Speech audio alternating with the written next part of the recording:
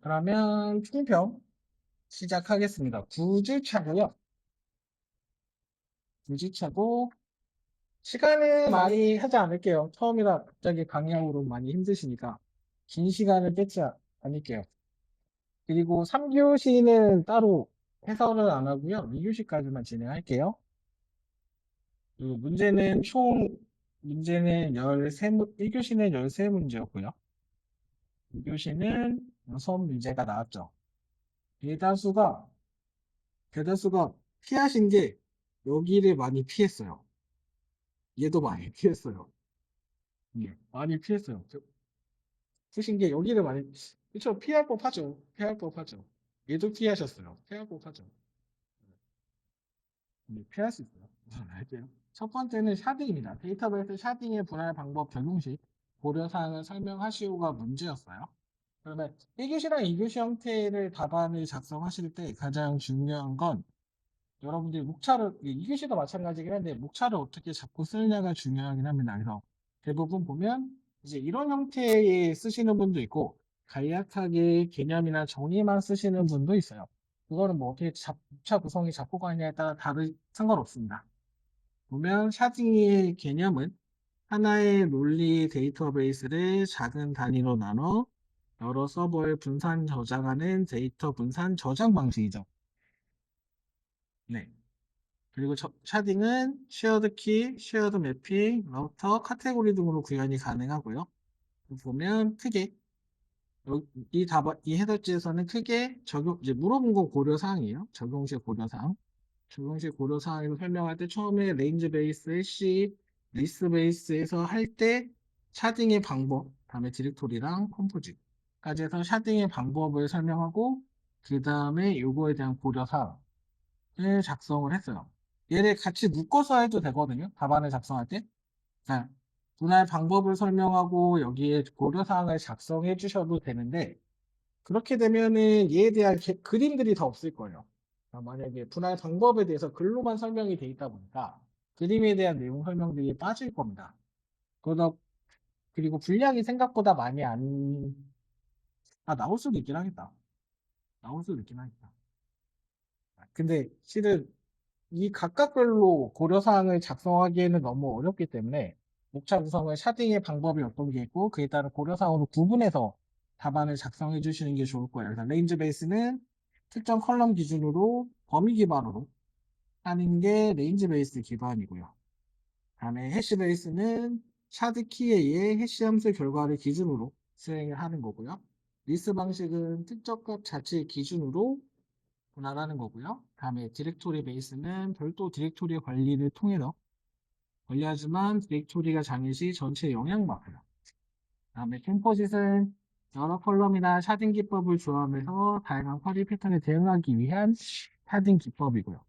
그리고 샤딩 적용 시 고려사항으로는 데이터 관리, 데이터 연계 처리, 데이터베이스 구축 및 서비스 측면에서 고려사항을 작성할 수 있고요. 데이터 관리 측면에서는 데이터 재분배, 균형, 에 대해서 고려가 필요하고요. 데이터 연계에서는 조인, 트랜잭션, 글로벌 유니크 키 같은 측면에서 고려가 필요하고 DB 구축 시에는 장애나 그다음에 샤드 관리나 라우팅 측면에서 고려 사항들이 필요하죠.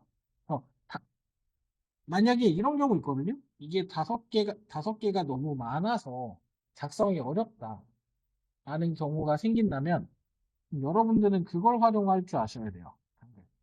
그러니까 최소 이 세 가지를 작성해 주시고 그 외에 디렉토리 기법에 하는 디렉토리 베이스 다음에 여러 컬럼의 샤딩 기법을 좋아하는 컴포짓 기법이 있다라고 강글에 작성하고 이런 기법들이 있고 다음에 샤딩에 적용할 땐 여기를 먼저 끈을 써도 되거든요. 그러니까 내가 여기까지만 작성을 할 거라면 여기까지 작성하고 이 두 가지 기법이 있다라고 강글로 한 줄을 적고 그리고 이걸 하기 위해서 이런 관점의 고려사항이 필요하다고 얘기하고 이렇게 들어가는 것도 방법이에요. 강글이 꼭 한 줄로 써야 된다는 고정관념은 버리세요. 저는 항상 두 줄씩 썼습니다. 시험 때 1교시든 2교시든 꼭 강글을 한 줄로 쓰라는 얘기는 없어요. 두 줄을 넘기지 말라고 하지. 그쵸? 기본적으로. 네. 그래서 분량이 만약에 조금 모자르게 내가 분량이 좀 모자란다 그러면 강글을 좀 활용하는 것도 하나의 방법이긴 합니다. 표를 그려서 표현하는 것도 하나의 방법이 되긴 하겠지만, 강글을 표 그리고 쓰는 것보다 강글로 쓰는 게 좀 더 빠르거든요. 예시를 쓰게 되면. 그런 부분도 고려해 볼 필요가 있습니다. 효과적으로 기대 효과는 샤딩을 적용함으로 해서 성능 처리 응답 시간이나 처리량에 대한 성능 향상이 있고, 유지 보수나 서비스 연속성의 안정성의 측면이 있고, 다음에 수평적 확장을 통해 대규모로 처리 가능한 확장성 확보를 할 수 있을 거고요. 다음에 비용적으로 저렴하게 할 수 있다. 그 다음에 데이터베이스 동시 제어와 효율 기법에 대해서 설명하시고라는 건데, 근데 이거 앞서서 DB는요, 잘 안 바뀌어요. 이거요. 그러니 얘는 버리지 말고 되도록 하시가요. 되도록 잘 알고 가져가세요. 왜냐면 DB 같은 경우가 그렇게 막 토픽이 막 추가되거나 그런 경우가 되게 드물기 때문에 거의 그대로 나왔던 게 재탕에서 나온, 물론 이제 이교시험으로 나온 문제가 살짝 조금씩 관점이 뭔가 합쳐지는 경우도 있지만 그건 없습니다. 근데 얘 언제 조만간에 나올 줄 모르니까 얘는 그래도 뭔지는 알고 가세요. 얘는 지금 얘 많이 쓰는데 얘만 아직 안 나왔거든요. 추가되면 아마 얘 정도 나오죠. 포스트그레 SQL 정도. 포스트그레인데 얘가 도구한 거 쓰고 있네. 얘 정도는 하도 요즘에 많이 쓰고 있는 거라서, 대부분 오라클에서 전환하면 얘를 쓰거나 얘를 쓰거나 두 개를 많이 쓰는데 포스트그레 SQL을 좀 더 많이 쓰시는 것 같아요. 이 오라클이 얘가 되게 높아요. 유지 보수율이 되게 높아요. 20% 이상인가 아마 그래요. 얘가 공공이든 기업이든 상관없이 요율이 되게 높아요. 그래서 오라클을 대부분 오라클 쓰는 것들이 대부분 마이그레이션해서 딴 DB로 많이 쓰려고 하기도 해요. 유지 보수율이 너무 높아서요. 되게 비싸거든요. 네. 얘네 되게 그치 비싼 애들. 다음에 동시 제어성과 회복 기법. 얘도 거의 안 바뀌거든요. 안 바뀌는 것들이라 얘도 공부를 한번 하실 때 까먹지 마시고 좀 잘 알고 계셔야 됩니다. 그래서 보면 지금 물어본 건 동시 제어성하고 회복 기법에 대해서 설명하라고 되어 있어요. 그러면 목차를 구성을 할 때 이제 이렇게 나오면 가끔씩 비교로 가시는데 비교 형태로 답안을 작성하시는 경우도 있거든요. 목차를 구성하실 때. 근데 비교라고 말을 하지 않았기 때문에 목차 형태를 비교로 작성할 필요는 없으세요. 아, 굳이 얘를 따로 설명하고 따로 설명해서 뭐 1단락, 2단락 잡고 얘를 병합해서 마지막에 3단락 하는 형태의 목차를 잡으셔도 되는데 애초부터 비교 형태를 잡아서 목차를 푸실 필요가 없어요. 왜냐면 비교하라고 얘기한 적은 없어요. 설명을 하라고 했잖아요. 그럼 비교로 잡으면 각각의 설명이 조금 잘 안 되는 케이스가 너무 많아요. 그러니까 뭔가 비교를 하라는 게 아니라면 이렇게 두 개를 물어봤다면 여기처럼 뭐 정의는 한 군데 얘기할 수 있고 그다음에 각각의 설명을 해주시는 게 조금 더 좋아요. 네, 그걸 굳이 비교 형태를 쭉 잡아서 가실 필요는 없습니다. 안 그러면 목차 형태가 조금 이상하면 답안이 많이 이상해지시는 경우들이 좀 많으세요. 그런 부분들도 조금 고민하실 필요가 있습니다. 그러면 보죠. 동시 제어성은 다중 사용자 환경을 지원하는 데이터베이스예요. 여러 트랜잭션이 성공적으로 동시에 실행될 수 있도록 지원하는 기능이 동시 제어성 기능이고, 회복 기법은 DBMS가 장애가 발생했을 때 발생 이전으로 상태로 복구시키는 기술을 의미하죠. 이 개념도는 그냥 이거 2교시 형태로 쓸 때만 쓰면 되고, 1교시 때 굳이 이런 표현은 안 하셔도 괜찮아요. 네. 쓸 시간이 그림 그리고 나머지 내용 쓸 시간이 마땅치 않을걸요? 그래서 이제 각각의 잡게 되면 뭐 이렇게 1단락하고 2단락을 따로 빼면 여기는 동시 제어성 설명, 다음에 여기 회복 기법 설명, 이것만 써도 이런 경우 3단락을 못 쓸 것 같으면 쓰지 마세요. 얘 두 개 설명해도 충분히 한 페이지가 넘게 나올 겁니다. 넘으실 거예요. 그러면 내가 두 개에 대해서 뭔가를 쓰고 싶으면 여기 밑에 마지막에 간글에 좀 시간이 모자르면 간글로 작성하세요. 시간이 모자란다면. 꼭 1교시에 3단락 간글을 다, 3단락까지 작성을 다 해야 된다라는 압박은 안 가지셔도 괜찮아요. 왜냐면 1, 2단락도 잘 못 썼는데 3단락 쓴다고 점수 잘 줄 거라는 기대는 버리세요. 애초에 그걸 기대하시면 안 돼요. 물어본 건 1, 2단락에 쓰는데 3단락을 내가 되게 잘 썼어요. 좀 입장을 바꿔서 채점자의 입장이 돼보세요. 3단락을 내가 진짜 막 썼어요. 근데 앞에 다 틀렸어요. 물어본 건 다 틀렸어요. 줄 만한 이유가 없잖아요. 애초에 점수를 줄 만한 마땅한 사유가 없잖아요. 물어본 게 틀렸는데 어떻게 점수를 줘요? 그렇게 좀 고민하셔야 됩니다. 그래서 여기는 1단락에 두 개 정의를 몰아서 설명하고 그 다음에 2단락에 각각의 회복 주요 기술에 대해서 설명했어요. 동시제약성의 가장 중요한 기능은 락킹, 2PL, 타임 스텝 오더링, 다음에 밸리데이션, RVW라고 얘기하는 밸리데이션이 있고요. 락킹은 아주 잘 알고 계실 거예요. 락킹은 뭐 읽기만 가능하게 하는 쉐어락, 다음에 서로 읽기 쓰기가 동시에 안 되게 하는 익스클루시브 락, 다음에 2PL은 확장 단계, 락을 거는 거랑 언락을 하는 락을 거는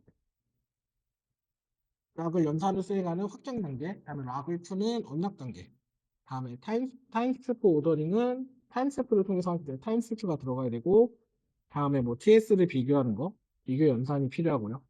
IVW는 Need, Validation, Write 세 가지 단계를 통해서 검증을 수행하죠. 요 기법들. 그리고 데이터베이스 회복의 주요 기법은 크게 로그 기반하고 체크포인트, 다음에 그림자 페이징이라고 얘기하는 세 가지 기술들이 있고, 로그는 즉시 갱신, 지연 갱신이고요. 체크포인트는 체크포인트 설정을 하는 게 있고, 언두 리스트를 통해서 장애 발생 이전으로 돌리는 방법 등이고요. 다음에 그림자 페이지는 페이지 테이블 기술, 다음에 그림자 테이블 기술이라고 해서 페이지 테이블은 로그를 사용하지 않고 테이블 페이지 전체를 교체하는 기법이고, 그림자 페이징은 현재 테이블의 주기억 장치 그림자 페이지를 디스크에 이용해서 트랜잭션 시작점과 현재 페이지 테이블 내용이 동일한지를 이어 동일한 그림자 페이지를 생성하는 기법이죠. 마지막에 요거 두 개를 비교할 수도 있고요.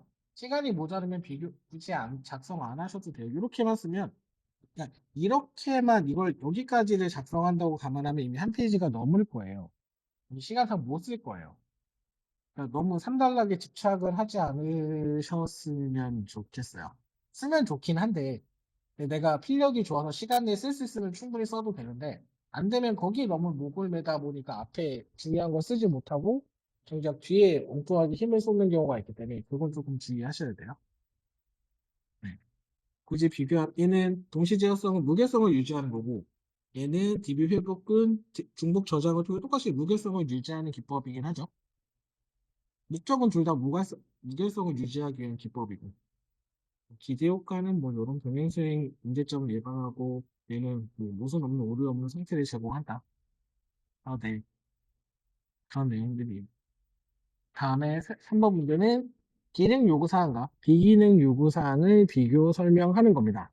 근데 소프트웨어에서 기능과 비기능은 우리가 알고 있는 기능과 비기능하고는 다릅니다. 그러니까 이걸 잘못 생각하면 안 돼요. 네.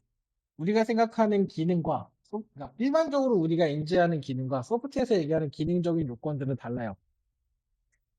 똑같은 걸로 생각하시면 안 돼요. 똑같은 걸로 생각하시면 안 돼요.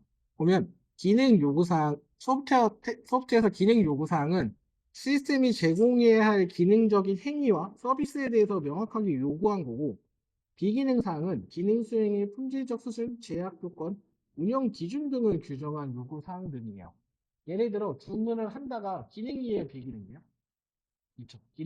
기능 사항이에요, 소프트웨어는. 근데 우리가 일반적으로 주문을 한다가 우리가 기능이라고 보진 않잖아요. 일반적인 관점에서. 그래서 소프트웨어에서 바라보는 관점과 일반적인 바라보는 관점이 달라요. 왜냐면 얘는 소프트웨어 쪽에서는 개발해서 기능을 구현을 해야 되기 때문에 기능적인 측면이라고 보는 거기 때문에, 그러니까 개발을 만약에 안 하셨으면 그게 혼동이 있을 수도 있어요.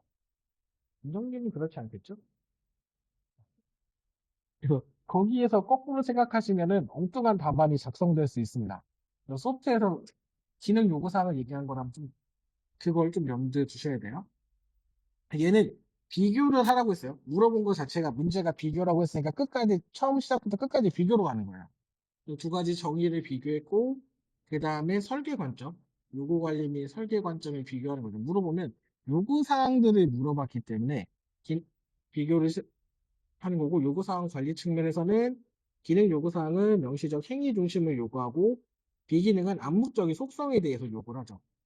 별도의 존재하지 않아요. 그냥 보안 요구사항이라던가, 근데 가용성을 명시하는 경우도 있긴 하지만, 보안적인 측면 등은 기본적으로 속도 설계에 반영되거나, 반영되긴 해야 되네. 반영되거나 그런 형태는 아니고, 다음에 명세 관리 형태는 기능 요구사항은 유스케이스나 기능 시나리오 구분으로 돼 있고, 비기능은 품질 속성이나 제약 조건 기준으로 돼 있고요. 변경 관리는 뭐 기능 추가, 삭제 중심이고, 비기능은 영향도 분석 기반으로 돼 있고, 검증 방법은 기능적인 사항이기 때문에 테스트 수행을 할 거고, 비기능은 그냥 기준을 충족하는 수준인지, 성능, 보안, 신뢰성, 뭐, 이런 테스트를 수행하고요. 추적성은 요구사항과 기능 간에 직접적으로 추적이 가능하고, 비기능은 그냥 교차적으로 추적이 가능하죠. 결국엔 기능 요구사항은 추적성은 직접 가능하고, 비기능 요구사항은 교차 추적이 가능하다. 그러면 이제 설계 관점에서 비교하면, 기능 요구사항의 반영 시점은 상세 설계 단계, 비기능은 아키텍처 초기 단계, 영향 범위는 컴포넌트 모델 단위로 되고, 비기능은 시스템 전반적으로 이루어지고요. 다음에 구조적인 역할은 얘는 구현 대상이지만 얘는 설계 전제 조건들이 되고요. 연계 요소는 뭐 클래스나 인터페이스 관련되고 얘는 뭐 신뢰성, 가용성, 보안성 등이 연계가 있고요. 그리고 아키텍처 택틱은 얘는 제한적으로 적용 가능하고 얘는 전략적으로 선택 가능하고 성질 속성과 기능은 살짝 연계가 간접적이고 비기능적인 직접적으로 연관이고요. 그 내용들을 보실 때 그러면 전반적으로 기능적인 요구사항은 어떤 거고 비기능적인 요구사항이 어떤 건지를 보셔야 돼요. 이걸 그냥 다 외우려고 하시는 게 아니라 기능과 비기능이 어떤 의미로 갖고 어떤 동작을 하고 어떻게 반영되는지 거기에 관점을 두고 해설지나 서브노트를 보셔야 돼요. 그냥 외운다고 해서 능사가 아니에요. 까먹기 때문에. 여러분들 이해를 하고 들어가셔야 된다. 이 문제 자체는 되게 쉬운 거예요, 실은. 쉬워요. 문제 쉬워요. 어, 애초에 모든 문제를 만났을 때 어렵다고 생각하시면 어려워져요. 다 쉬워요. 마지막 성달락으로 통합적으로 관리하기 위해서 뭐 요구사항을 정렬해서 기능적인 요구사항과 비기능 요구사항을 구분하고 그에 따라서 트레이드 오프 기반의 조정을 하고 그 다음에 관리나 변경 통제 등을 통해서 관리할 수 있다. 다음에 4번 휴머노이드 로봇이죠. 야 이거 얘는 나올 수도 있긴 해요. 나올 수도 있긴 해요. 하도 얘가 요즘에 많이 얘기되고 있어서. 그러면 여러분들이 이거 보면 연관되는 게 하나 있어야 되죠. 없어요? 힌트 드릴게요. 휴머노이드 로봇을 보면 여러분들은 뭐가 연관이 돼요? 아유, 순서가 바뀌었구나. 이거 진짜 없어요? 안 되는데? 얘랑 연관을 지으셔야죠. 가장 옆에 있는 애랑 연관을 지으셔야죠. 자, 휴머노이드 로봇의 정의는 사람의 외형과 유사한 구조를 가지며 인간처럼 움직이고 상호작용할 수 있도록 설계된 인공지능 기반 자율 로봇입니다. 네. 특징은 인간과 유사성이 있고 자율성, 상호작용, 다기능성을 가지고 있다. 네, 뻔한 얘기인데? 네, 되게 이 내용 자체를 딱히 외울 필요는 없겠죠. 그러니까 휴머노이드 로봇이기 때문에 여러분들이 알고 있는 그대로 알고 있는 기본적으로 알고 계신 사람과 유사해요. 사람과 외형이 유사하게 설계가 되겠죠. 그다음에 자기가 주변의 상황의 센서나 자율신경들을 통해서 자율적으로 판단할 수 있을 거고. 다음에 뭐 여러 가지 동작이나 상호작용, 뭔가가 상호작용이 가능해야 될 거고. 다음에 여러 가지 수행을 해야 되기 때문에 다기능성이 있어야 될 거고. 특히 어려운 거는 없겠죠. 다음에 개념도를 보면 뭐 이렇게 그리셔도 되고요. 아니면 이렇게 로봇을 그리신 다음에 가장 좋은 거 로봇을 그린 다음에 각각의 어떤 기능들이 들어가는 걸 적는 것도 나쁘진 않을 것 같아요. 로봇이 그리기 힘들면 그냥 이렇게 로봇을 몸통을 이렇게 그리셔도 되잖아요. 몸통. 인정님 진짜 이렇게 그리면 안 돼요. 이상해요. 이렇게 진짜로 그리면 안 돼요. 그냥 그래서 각각의 들어가는 것들을 조금 표현해 주시는 것도 나쁘진 않을 것 같아요. 네. 그렇게 표현해 주시는 것도 나쁠 것 같진 않아요. 크게 데이터 측면에서는 어떤 데이터, 시각, 음성, 근데 시각, 음성 이런 것도 있지만 그냥 이걸 포괄적으로 얘기할 수 있는 게 멀티모달 있죠. 멀티모달. B로 표현하셔도 되고 그 다음에 로봇 안에 센싱, 프로세스, 액추에이터, 관절, 모터, 제어 이런 거 빼먹지 마세요. 대부분 만약에 나오면 센싱은 바로 쓸 거고 그 다음에 액추에이터나 관절이나 모터 이런 것들 표현 만약에 로봇이 나오면 이런 표현들을 빠뜨리시면 안 돼요. 인공지능은 피지컬 AI나 LLM 이 활용이 될 거고, 그다음에 휴머노이드 로봇의 기술을 보면 이제 크게 기술에서도 센싱, 인공지능, 액추에이터로 구분하면 센싱은 기본적으로 시각, 청각, 자이로 이제 회전축을 얘기하죠. 기본적으로 얘들은 다 쓸 수 있겠죠. 이 시각을 쓸 때 이거 갖다 써도 돼요. 다 빼먹지 마요. 레이더. 이거 있잖아요. 어차피 얘 자율주행에서도 갖다 쓰거든요. 자율주행차에서도 레이더나 라이더나 다 있거든요. 아, 그냥 토픽에 연계를 하실 때 먼 데를 갔다가 막 이거 마인드맵을 그려서 내가 이걸 다 외워야지라는 그런 시간이 많으시면 하시고요. 저는 한 번도 한 적이 없어서 네, 한 번도 그걸 시험 때 그거 그리고 시험 보실 거 아니잖아요. 머릿속에 있는 게 그것도 그러니까 그렇게까지 뭐 여기서부터 여기까지 있는 토픽을 연계해야 된다는 잘 모르겠어요. 그냥 걔랑 연관된 거가 많은데 굳이 그렇게까지 해야 되는지 잘 모르겠어요. 그냥 전반적으로 이제 아무것도 모를 때 전체 큰 그림을 보는 건 좋은데 실제 내가 활용하지 못하는 거면 저는 모르겠습니다. 그리고 인공지능 측면에서는 AI 반도체, 컴퓨터 비전, SLM, 다음에 컨버세이션 AI 이런 것들이 들어갈 거고요. AI 반도체는 인공지능 알고리즘을 빠르게 실행하기 위한 전용 하드웨어. 다음에 컴퓨터 비전은 얘는 단독으로 나오기도 하거든요. 일개 형태로. 시각 센서로부터 얻은 이미지, 영상 데이터를 분석해서 이해할 수 있도록 하는 인공지능. 다음 SLM은 자신의 위치를 측정하면서 동시에 주변 환경의 지도를 생성하는 기술입니다. 다음에 컨버세이셔널 AI는 인간과 자연스러운 언어로 상호작용할 수 있도록 하는 AI. 다음에 액추에이터는 기본적으로 전기 모터, 인공근육, 소프트 액추에이터 이렇게 구분할 수 있을 거예요. 이건 아마 어딘가에 나온 그걸 겁니다. 진행 수준 5단계는 크게 0부터 4까지가 있어요. 외국에서 단계를 만들면 0부터 시작합니다. 외국은 0부터 시작하고 우리나라에서 만들면 1부터 시작하는 경우가 있어요. 그래서 단계를 보면 우리나라에서 만든 건 아닙니다. 기준은 0은 지능 수준 L 0은 같은 지능 수준이 없고 1부터 2, 3, 4 이런 단계로 있으니까 이건 참고로 그래도 조금 이 정도까지는 아니 그냥 이 정도는 읽어보시면 좀 알 수 있을 것 같아요. 네. 그래도 뭔가 나오면 갖다 쓸 내용이 있어야 되기 때문에 잘 기억하셨다가 갖다 쓰시기 바랍니다. 네. 결국엔 관점은 뭐, 인간이 제어하는 거랑 개입이 없는 거냐, 필요시 개입이냐, 필요가 없냐. 이게 측면은 세 가지나. 인간의 개입이 있고, 필요시 개입하고 전혀 개입이 없는. 이런 정도. 그리고 포화성 분포입니다. 목차였죠, 포화성 분포. 왜요? 아니었어요? 목차였는데? 이게? 네. 포화성 분포의 정의는 단위 시간이나 단위 공간에서 평균 람다번 발생하는 사건이 정확히 X번 발생할 확률입니다. 얘를 왜 냈을까요?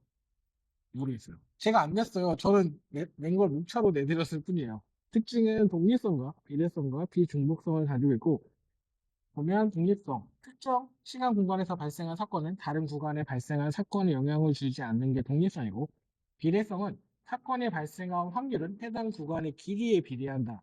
그리고 비중복성은 짧은 시간 동안 두 번 이상 사건이 동시에 일어날 확률이 0에 가까워. 이라는 특징을 갖고 있어요. 실은 얘네 개념도를 어떻게 그리려고 했어요? 난 얘 개념도 못 그리겠는데. 혹시 개념도를 그리시겠다고 얘기한 분들 개념도 어떻게 그릴 거예요?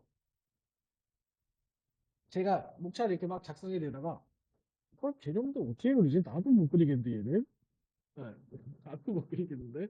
그래서 얘는 그러니까 대부분 이제 이렇게 인공지능상 몇 가지 내용들을 물어보는 거는 개념도 그리기가 힘들 거라 분산의 형태를 그리는 형태가 조금 더 많을 거예요.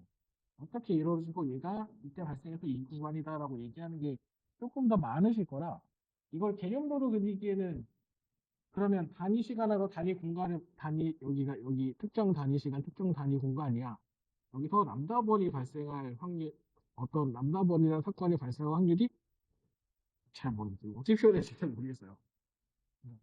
그건 잘 모르겠어요. 저도 어떻게 그려야 되지? 크게 이게 형태이지 이런 형태 분산 낮은 평균 분산과 높은 분산 평균 요거가 형태인 거고 이제 크게 포화성 분포에 대한 설명하면 확률 변수에 대해서 설명을 하시고 다음에 확률 밀도 함수 요거를 표현하셔야 돼서 그걸 안 쓸 줄 알았는데 좀 쓰셨더라고요. 그냥 기대값, 분산, 그래프 형태 요 원래 다섯 가지 항목에 대해서 써주셔야 돼요. 그에 따라 그래프 형태 그러니까 여기는 수식도 다 작성을 하셔야 되고 기대값과 분산에 대한 표현도 하셔야 되고 그 다음에 그래프 형태에 따라서 람다가 1보다 작을 때 1과 같거나 10보다 작을 때 10보다 작을 때 표현들 어디 쪽이 긴 꼬리가 치우치고 어디 쪽이 왼쪽으로 치우치고 어디가 이게 좌우 대칭이 가까운 거고 이런 형태들의 표현들이 들어가야 되거든요. 그래서 즉 여기 표현이 여기서 들어와 있는 거라서 그러니까 들어가지 말아요. 쓰기 힘들면 수식도 여기서 써야 되고 그러니까 그런 표현들을 해줘야 잘 줘요. 그러니까 이 내용이 없이 말로 설명하는 건 크게 의미가 없는 게 기본적으로 어떤 그래프의 형태나 어떤 수식이나 그런 것들을 물어봤다면 이런 설명들이 들어와야 되거든요. 그럼 실은 그래프 형태가 이 형태가 왜 들어오냐면 얘는 값들이 있어요. 전제값들이. 대부분. 그럼 왼쪽에 긴 꼬리가 처지거나 아니면 오른쪽에 꼬리가 처지거나 뭐 이런 형태의 그림들이 존재하고 균등하면 분산의 형태가 동일하게 좌우대칭하는 분산의 형태 그림들이 있기 때문에 그 그림을 표현을 해줄 수밖에 없거든요. 그래서 신기했던 거죠. 개념도를 어떻게 그릴까? 라는 게 제가 도출이 되게 힘들었어요. 나도 잘 못 그리겠는데? 그래서 맨 마지막에 3단락에는 크게 이항 분포와 포화성 분포를 비교하셔도 되고 이에 대한 포화성 분포의 활용 방안에 대해서 기대효과나 이렇게 작성하셔도 됩니다. 여기 비교표가 이렇게 많은데 보면 목적 이항 분포는 고정된 시행 횟수 중 특정 사건이 발생한 횟수에 대한 모델링이고 얘는 일정 시간 공간에서 사건이 발생한 횟수에 대한 모델링이에요. 서로 목적은 이렇고 적용 조건까지 만약에 굳이 쓰면 목적, 확률 변수, 파라미터 다음에 기대값 분산 차례 정도까지 쓰겠죠. 아, 그게 다겠죠. 나머지는 잘 안 쓸 것 같은데요. 적용 조건까지 쓰고 싶진 않은데요. 음. 마지막에 3단락으로 쓰면 많은 페이지를 쓰지 않아요. 한 3개 정도만 쓰시면 돼요. 굳이 하면. 한 4줄? 여기 3단락 잡고, 다음에 여기 3단표 잡아서 3단락에서 뭐에 대한 거 하고, 구분해서 3개 정도만 잡고, 여기까지나 간글까지 쓰면 5줄 내지 6줄 정도로만 마무리가 될 수 있을 거예요. 네. 이게 나올까? 근데 가끔 원론적인 게 좀 돌아가는 경우가 있어서 다음에 MCP와 A2A입니다. 얘도 비교로 가면 좀 골치 아파요. 물어본 건 MCP랑 A2A를 물어봤습니다. 그래서 정의를 보면 MCP의 정의는 AI가 외부 도구 및 데이터와 연결되도록 해주는 프로토콜, 표준이에요, 표준 프로토콜. 그리고 A2A, 에이전트 투 에이전트 프로토콜은 서로 다른 AI 에이전트 간의 직접 통신과 협력을 가능히 하는 오픈 프로토콜입니다. 얘는 아직 표준이 나온 건 아니에요. 그래서 그냥 얘네는 계속 이 형태를 유지하네. 계속 이걸 물어보면 비교하는 형태를 계속 유지하네. 이렇게 쓰셔도 되고 근데 정의만 이렇게 쓰시고 나머지는 분리해서 설명하시는 게 좋습니다. 그래서 보면 두 개 상세 설명을 보면 뭔가 개념을 또 쓰고 있어요. 그냥 이거 그냥 근데 해설지를 보시고 여러분들이 조금 걸으실 건 걸으셔야 돼요. 근데 재밌는 거 알려드릴까요? 대부분 시험에 모의고사 해설지는 기술사들이 만듭니다. 모든 학원에. 기술사 아는 사람도 실제 하지 않아요. 근데 이렇게 준단 말이에요. 위에 개념을 쓰고 왜 위에다 또 개념을 왜 또 쓰냐고요. 여기다 왜 또 쓰냐고요. 잘 이해를 못하겠어요. 얘는 이제 MCP 그림을 그려주시고 다음에 구성 요소 잘 그려주시면 되는데 그때 빠뜨리시면 안 되는 게 MCP 호스트, 클라이언트, 서버 이 세 가지 형태의 표현을 좀 해주셔야 돼요. MCP 그림이 그때 좀 있긴 했었는데 그래서 호스트는 AI 모델이 실행하는 애플리케이션 사용자 상호작용에 활용되고 MCP 클라이언트는 MCP 호스트와 MCP 서버를 연결하는 중간 계층으로 1대1 또는 다수의 서버와 연결이 가능하고요. MCP 서버는 외부 데이터 소스, 도구, API, 리소스, 표준화된 방식으로 노출하는 서버를 의미하고요. 크게 MCP는 얘네를 표현해서 구성을 표현해 주시면 돼요. 제가 MCP 그림 괜찮은 게 그려 괜찮은 거 있으면 찾아서 한번 올려놓고요. 그리고 얘는 서로 다른 에이전 몇통 들어가는지 모르겠어요. 이게 누가 이렇게 된 걸 누가 이걸 갖다 집어넣은 것 같아 느낌이 왠지 느낌이 집어넣거나 2교시 형태 문제를 1교시로 바꿔놨거나 둘 중에 하나일 것 같아요. 그래서 에이전트 A2A는 클라이언트 에이전트가 다른 에이전트와 통신할 때 사용하는 오픈 프로토콜입니다. 크게 에이전트 유저는 에이전트 카드 이 에이전트 카드는 꼭 언급해 주셔야 돼요. 여기에 에이전트에 대한 기능 입력자 포맷, 엔드포인트 URL, 보안 정책 등이 포함되어 있어요. 크게 에이전트 카드는 빼먹으시면 안 되고 메시지 교환할 때 뭐 이런 포맷들, 요청, 응답, 상태 등을 명확하게 포맷을 정의하기 위한 포맷, 다음에 뭐 SSE 지원해서 작업 진행 중 상태나 중간 결과 값들을 실시간 전달한다. 근데 이 카드를 빼먹으시면 안 돼요. 이 카드를 보내게 돼 있거든요. 그 카드의 내용들이 명시가 돼 있기 때문에 이에 대한 기능이나 어떤 형태들이 있기 때문에 HA가 나오면 얘는 좀 빼먹지 마세요. 네, 빼먹지 마세요. 그래서 뭐 위안 그 외에 다른 뭐 AI 연결하기 위한 프로토콜들이 쭉 있는데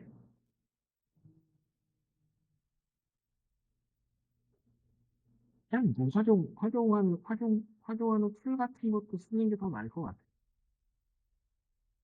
툴. 대부분 쓰면 활용도가 뭐 커서에서도 쓸 거고 클로드도 쓸 거고 등등등 이제 그렇게 더 많이 쓰기 때문에 네. 아니면 얘네에 대한 뭐 관점은 어떻게 풀어도 되긴 해요.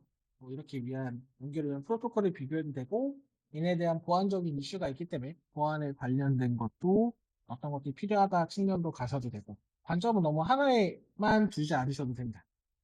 다음에 인공지능에서 하네스 엔지니어링. 이거 좀 이거 아직 안 나왔나? 안 나왔을걸요? 나왔나? 안 나온 것 같은데? 얘는 좀 그래도 좀 잘 알고 가셨으면 좋겠어요. 한때 최근에 이 내용이 조금 많았어요. 그래서 하네스 엔지니어링 나오면 잘 쓰셨으면 좋겠어요. 하네스 엔지니어링은 보면 AI가 아닌 AI가 일하는 근로 환경의 설계라고 리듬으로 잡혀 있어요. 정의를 보면 AI 에이전트가 일관된 구조와 품질로 작업하도록 콘테스트, 제약, 피드백을 기계적으로 설계 운영하는 환경 중심의 엔지니어링을 하네스 엔지니어링을 합니다.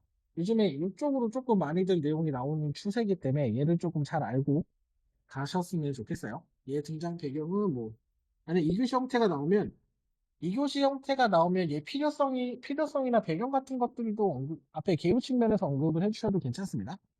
AI 주도 개발이 확산되고 프롬프트 기반 통제가 한계가 있고 엔지니어 역할 전환에 따라서 하네스 엔지니어링이 나오게 되었다. 특히 내년도를 보면 이거 그리기 쉽지 않겠다. 지치 콘텍스트에 대한 체계를 마련하고 가드레일 아키텍처 제약을 마련하고 에이전트 실행하는 이런 단계를 거칩니다.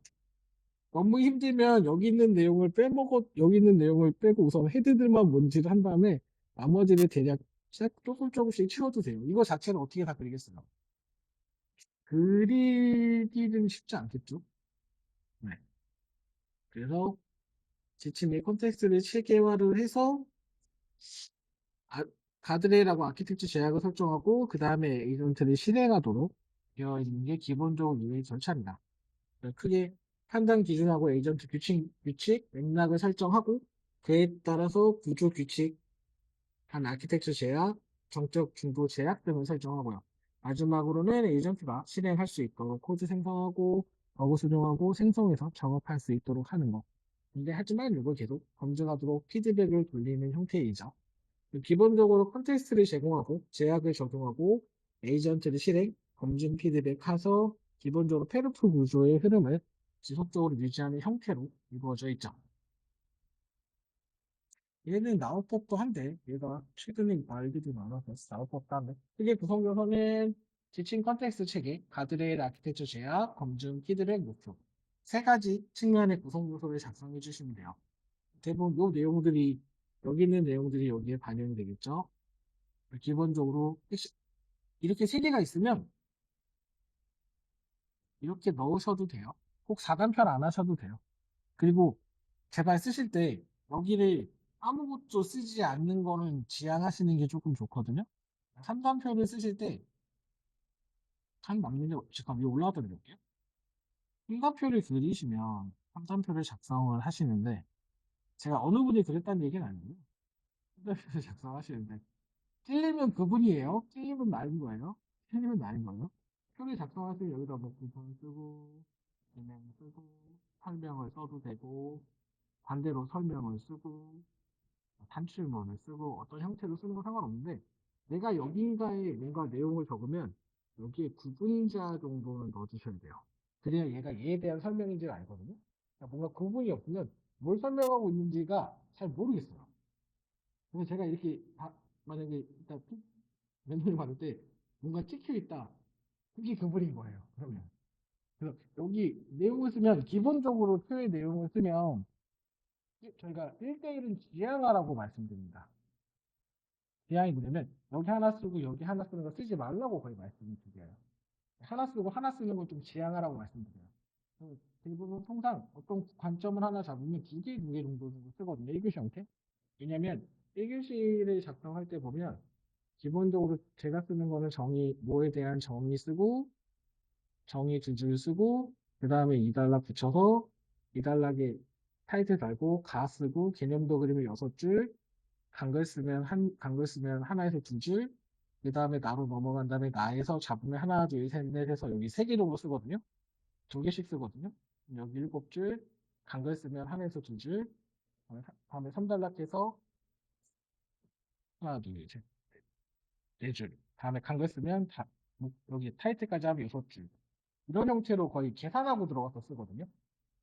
대충 쓰는 것 같지만 머릿속에 대부분 그러니까 제 프레임, 그러니까 답안에 쓰는 프레임이 잡혀있기 때문에 별로 고민을 안 하고 쭉쭉쭉 쓰는 거예요. 기본적으로 보면 답고 들어가기 때문에 내가 이걸 계산할 수가 있어요. 그냥 내가 갖고 있는 그러니까 답안에 쓰는 프레임을 잡으셔야 돼요. 어떤 형태로 내가 어떤 문제가 나도 내가 무너지지 않는 프레임이 있어야 돼요.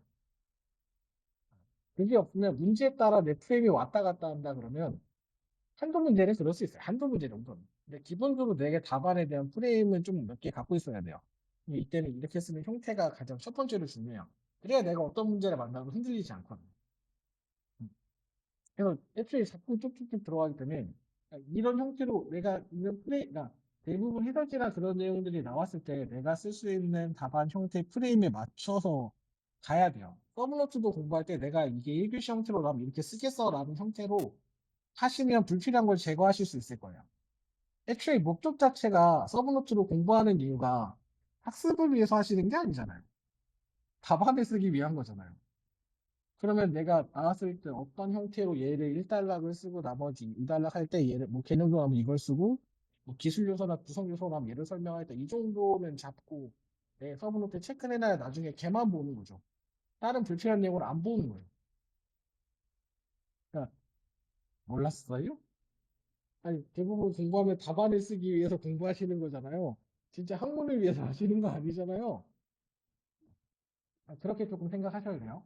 구성 요소 이렇게 작성하시면 되고 보면 컨텍스트 체계는 판단 기준을 제공하고 가드네임 및 아키텍처는 행동 범위에 대한 통제, 검증 및 피드백 루프는 결과 검증 및 다음에 필요하면 행동 범위의 통제에 대한 재주입을 위해서 활용들을 하죠.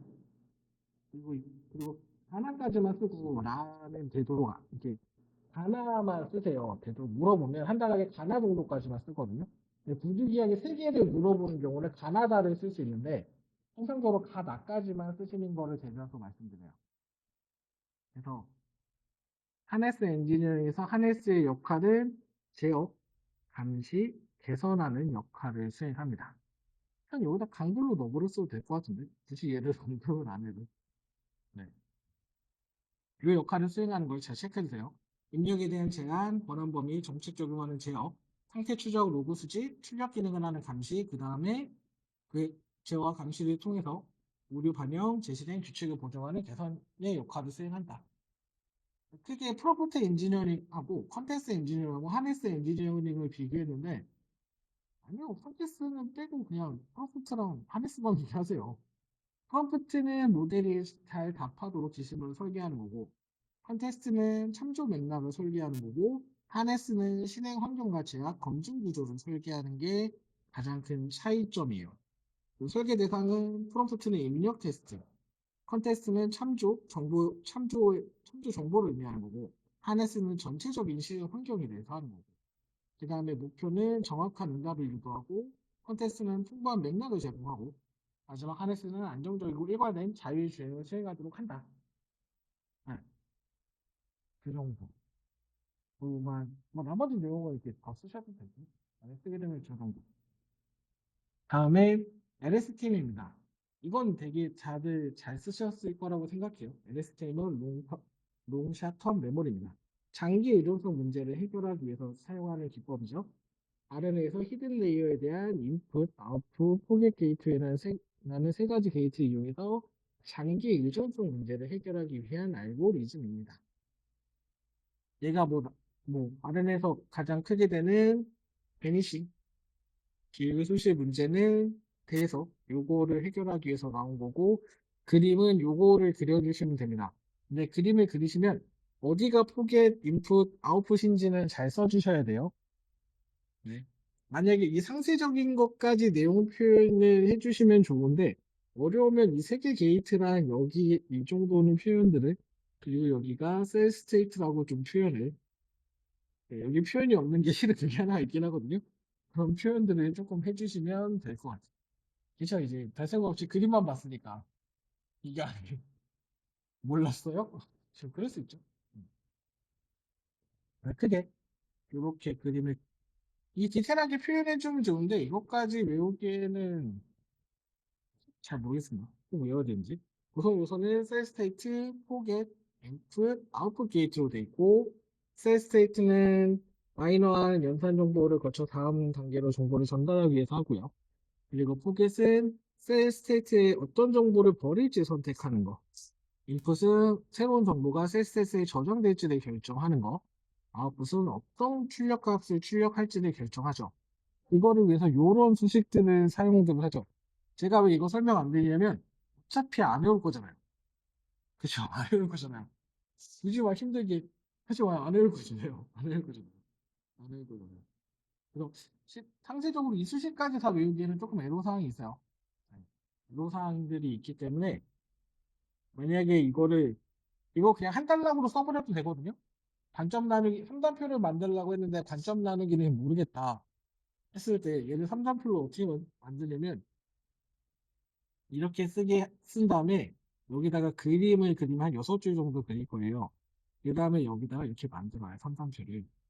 삼삼표를 만든 다음에 여기 구성 요소하고 구성 요소하고 그다음에 여기다가 인풋, 포겟, 아웃풋 이렇게 쓰면 돼요. 얘를 여기다 갖다 쓰면 돼요. 인풋, 예, 기능, 여기 요소 쓰고 설명을 달아버리면 돼요. 그러면 이렇게 끝나버려요. 사고의 유연함을 가지셨으면 좋겠습니다. 꼭 나눠서 쓸 수 있으면 써도 되는데, 그러면 3단표 쓸 때 조금 힘들 거예요. 그래서 그렇게 쓰기 애매하면 그렇게 갖다 쓰셔도 돼요. 어렵지 않죠. 그 다음에 뭐 이렇게 비교해도 되고, 둘이 유사해서 두 개를 비교한 건데, 실은 뭐 활용 방안을 써도 되고, 기대 효과를 활용 방안을 써도 되고, 뭐 그거는 다양하게 쓰면 됩니다. 꼭 여기서 비교가 나왔다고 꼭 비교를 쓰거나 그런 건 아니에요. 물론 이제 다른 걸 쓰면 내가 찾아봐야 되는 게 생기긴 하죠. 네. 아니, 쓰다 말았네. LSTM은 장기 전송 문제를 해결하기 위한 거고, GRU는 LSTM의 간결한 구조. 게이트 리커런트 유닛이라고 해서 LSTM의 간결한 구조를 위해서 사용하는 거고요. 구조는 얘는 3개 게이트를 사용하고 GR은 업데이트와 리셋 게이트라는 2개의 게이트를 사용하고요. 그래서 보면 수의 데이터가 있을 경우 모델링 파워가 더 좋고 얘는 파라미터 수가 적어 학습 시간이 더 짧게 걸리며 보다 적은 데이터로 학습이 가능하다. 얘는 구조를 간결하게 만들어주는 거고 그에 따라 이 2개의 게이트를 사용하는 거고 그에 따라 적은 데이터로 학습이 가능한 정도. 굳이 비교를 얘를 왜 썼을까요? 잘 모르겠어요. 다음에 C입니다. C라고 HL. 2개씩 되게 문제 풀다 짜증났겠어요. 2개씩 자꾸 물어봐서. 하나만 좀 물어보지. 실은, 아니, 답이 그렇구나. 실, 소프트웨어 인더 루프 테스트는 하드웨어 없이 모델 환경과 동일한 환경에서 소프트웨어로 페르프 시뮬레이션 하는 단계입니다. 하드웨어 없습니다. 다음에 HR은 하드웨어 인더 루프는 하드웨어를 포함해서 나머지 환경을 시뮬레이터로 대체해서 테스트하는 방법인 거예요. 가장 큰 차이점은 둘 다 하드웨어가 있냐 없냐, 다음에 실제 환경에서 하냐 시뮬레이터로 대체하냐의 차이들입니다. 절차를 넣어도 되고 이에 대한 개념도를 드려도 됩니다. 근데 테스팅을 물어봤기 때문에 테스팅 절차나 기법을 설명하셔야 돼요. 물어본 게 테스팅입니다. 테스팅을 물어봤는데 테스트 절차나 기법은 설명 없이 구성 요소만 설명하면은 좋은 답안을 받을 수는 없어요. 물어본 게 테스팅을 물어봤잖아요. 그러니까 만약에 이럴 수는 있어요. 물어봤는데 얘에 대해서 이게 없어요. 이게 없으면은 테스팅 기법을 안 써도 크게 문제 삼을 수는 없거든요. 이미 물어보지 않았기 때문에 그냥 얘에 대해서만 너의 생각을 얘기해봐라고 했기 때문에. 근데 뒤에 테스팅이라고 달아 있잖아요. 테스팅에 대한 설명을 꼭 테스팅 기법이나 그런 내용들을 설명을 꼭 해주셔야 되는 거예요. 그래서 보면 특히 절차를 보면 모델 코드를 준비하고 시뮬레이션 환경을 구축하고 그에 따라 통합하고 테스트 실행, 결과 분석, 다음에 자동화된 방법을 수행하는 총 6단계로 되어 있죠. 그 중에 모델 코드 준비하고 시뮬레이션 환경하고 통합하는 게 테스트 준비 단계. 다음에 테스트 실행, 결과 분석, 자동화 반복을 수행하는 게 테스트 실행 단계. 이렇게 돼요. 이거 보면 여기다가 순번을 달 수도 있거든요. 이렇게 돼 있어도 이제 절차도의 느낌이 나게 하려면 여기다가 번호를 달아주는 것도 방법입니다. 그리고 HR의 하드웨어 인더 루프는 하드웨어를 준비하고 플랜트 모델을 준비하고 연결을 구성하고 테스트를 실행하고 결과를 분석하는 단계. 이 중에 하드웨어 준비부터 연결을 구성하는 게 테스트 준비 단계고, 다음에 실행해서 결과 분석하는 게 테스트 실행 단계. 이 부분이죠. 이 내용을 고지고대로 다 쓰기는 어렵습니다. 이 내용을 보시고 이런 단계에 맞춰서 그냥 어차피 이 내용을 다 쓰기는 어렵기 때문에 그 내용을 모델 코드를 준비하는 그런 내용들을 작성해 주시면 돼요. 제가 너무 과한 거는 설명을 안 드리는 이유가 제가 이렇게 설명을 하면 이대로 할까봐 적어야 된다고 판단할까봐. 대신 이건 아셔야 돼요. 시뮬레이션 환경은 얘는 소프트웨어로 시뮬레이션 환경을 구축하고 얘는 좀 들어갈 내용들만 좀 명확하게 해서 얘는 실시간 모델로 작성한다. 준비하는 요 단계에 얘네들은 조금 반영이 돼야 돼요. 뭐 테스트 실행은 뭐 어떤 환경들을 테스트한다고 쓰면 되지. 이걸 그대로 쓰기에는 제약사항이 있습니다. 그런 건데 그 절차를 참고해서 보시면 됩니다. 다음에 인공지능 테스트 타임 증강입니다. TTA. 얘는 추론시 추론시 입력을 여러 형태로 변환하고 각 예측을 얻고 그 다음에 이를 통합해서 최종 예측을 산출하는 기법이에요. 목적은 예측성을 향상하고 강건성을 확보하고 불확실성을 완화하고 실시간 서비스 품질을 개선하기 위해서 사용합니다. 이 테스트 기법을 사용합니다. 크게 절차는 입력과 맥스에 대해서 여러 번 여러 증강을 생성하고 그에 따른 추론을 반복한 다음에 최종적으로 집계 역변환해서 최종으로 예측하는 단계로 수행이 일어나죠. 근데 이제 보면 가끔씩 빼먹는 게 반복하거든요. 여러 개 변경 이걸 그림을 표현하면 막 이제 양상부처럼 여러 개 표현하는 것까지 오케이. 그 모델을 추론할 때는 왜 반복한다는 얘기를 안 하실 거예요. 그쵸? 네. 반복을 여러 번 수행하는 하는 부분이기 때문에 그 다음에 최종적으로 예측하는 단계. 이렇게 되는 기법을 그게 크게 보면 입력 변환, 추론, 집계, 역변환, 불확실성 다섯 가지 측면을 볼 수 있고 그 요소는 플립, 로테이트, 크롭, 멀티크롭, 스캐러, 멀티스캐러 이런 내용들이 있어요. 입력 뭐 여러 개 증강보를 생성해서 다양한 시각 형태로 변환하는 거. 그 다음에 동일 모델에 대한 추론을 반복하는 게 뭐 예측생, 출력 형태로 과제별로 통해서 모델을 반복적으로 추론하고 그 다음에 뭐 다수결, 가중치, 확률 평균, 모집 평균 등을 통해서 데이터를 결합하는 거. 그에 따라 기하 변화는 출력 시 역 적용을 통해서 원본 좌표계로 복원하고 그에 따라 검출해서 되돌리는 거.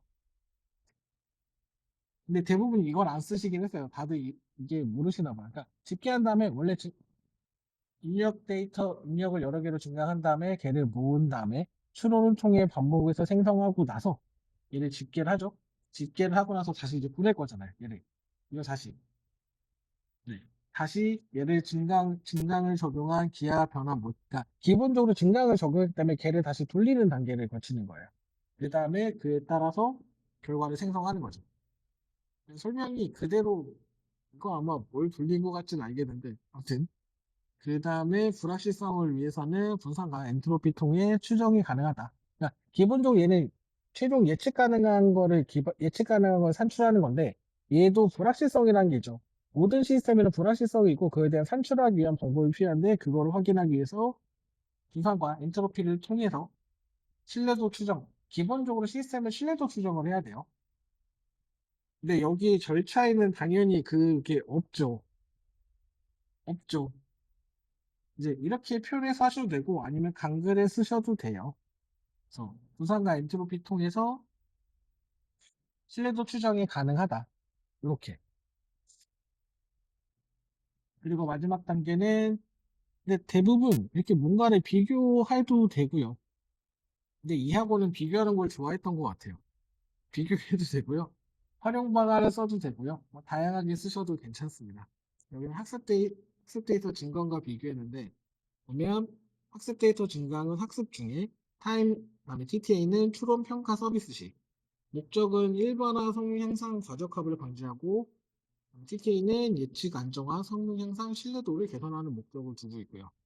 그래서 방식은 변환된 샘플링으로 모델 파라미터 값을 업데이트하는 거고, 다음에 변환 입력으로 예측을 여러 번 해서 낸 결과 값을 조출하는 거죠. 그게 가장 큰 차이죠.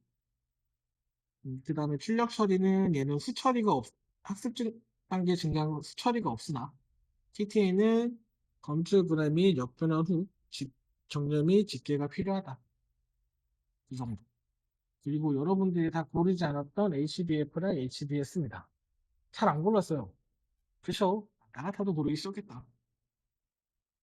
근데 왜냐면 근데 버리면 안 돼요. 왜냐면 HBM이 이미 관리에 나왔거든요. HBM이 이미 관리에 나왔어요.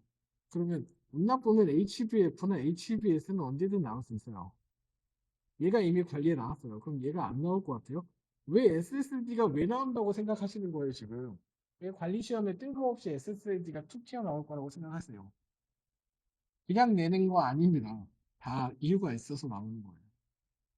얼마 전까지 왜 SSD를 자꾸 내고 난리야? 이게 처음에 2교시 형태로 이 스캔 알고리즘이 나온 적이 있었고, 그 다음에 1교시 형태로도 나온 게 있었는데, 실은 이건 관리고요. 여기에 장단점을 물어보는 건 컴싱이었어요. 근데 예전에도 나왔던 토픽 중에 하나긴 한데 다시 또 나오고 있어요.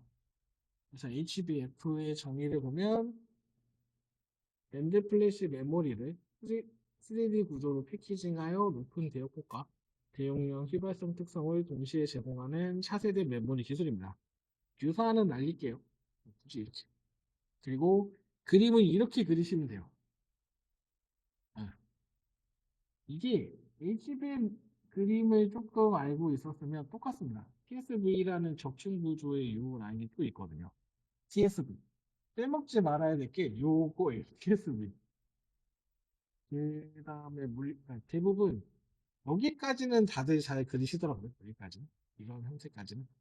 인터컴포저 로직 다이, 다음에 HBF 코어 다이. HBM이면 여기다 HBM이라고 쓰면 돼요. 그 그림에 갖다 쓰거든요. 왜냐면 얘가 유사한 구조로 똑같이 적층 구조로 패키징하고 있거든요. 적층이 빠졌네?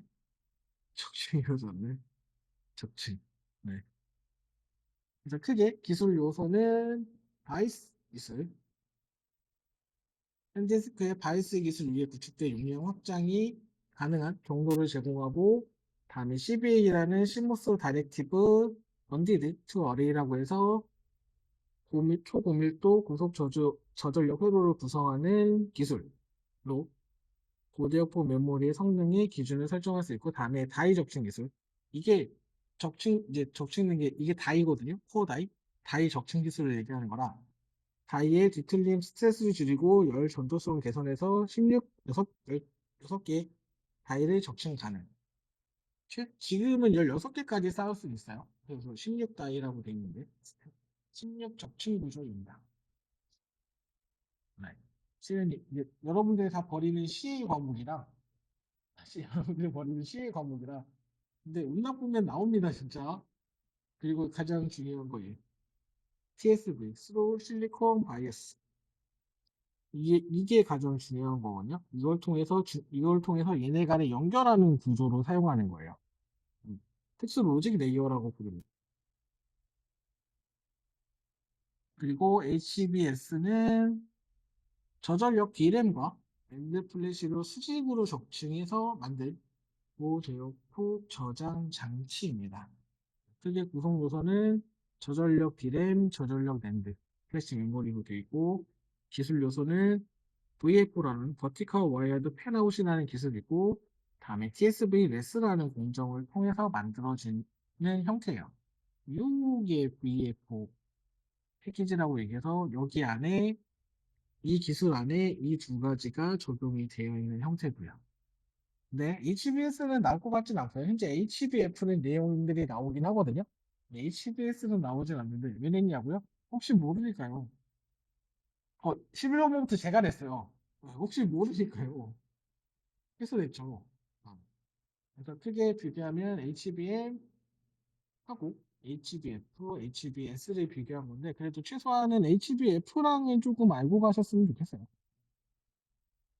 얘는 비발성 메모리, 얘는 랜드 플래시 이용하고 수직 적층이 TSV를 쓰고 얘도 TSV는 쓰긴 하지만 패러럴 IO 기반이고요. 핵심은 GPU 연산 데이터를 즉시 처리하고 얘는 대용량 데이터를 공급하는 데 목적을 두고 있고요. HBM은 주로 AI 서버나 GPU 가속기 이용하고 HBF는 대규모 AI 학습 서버로 이용된다. 요즘 다음에 12번. 얘는 이제 아실 수도 있긴 한데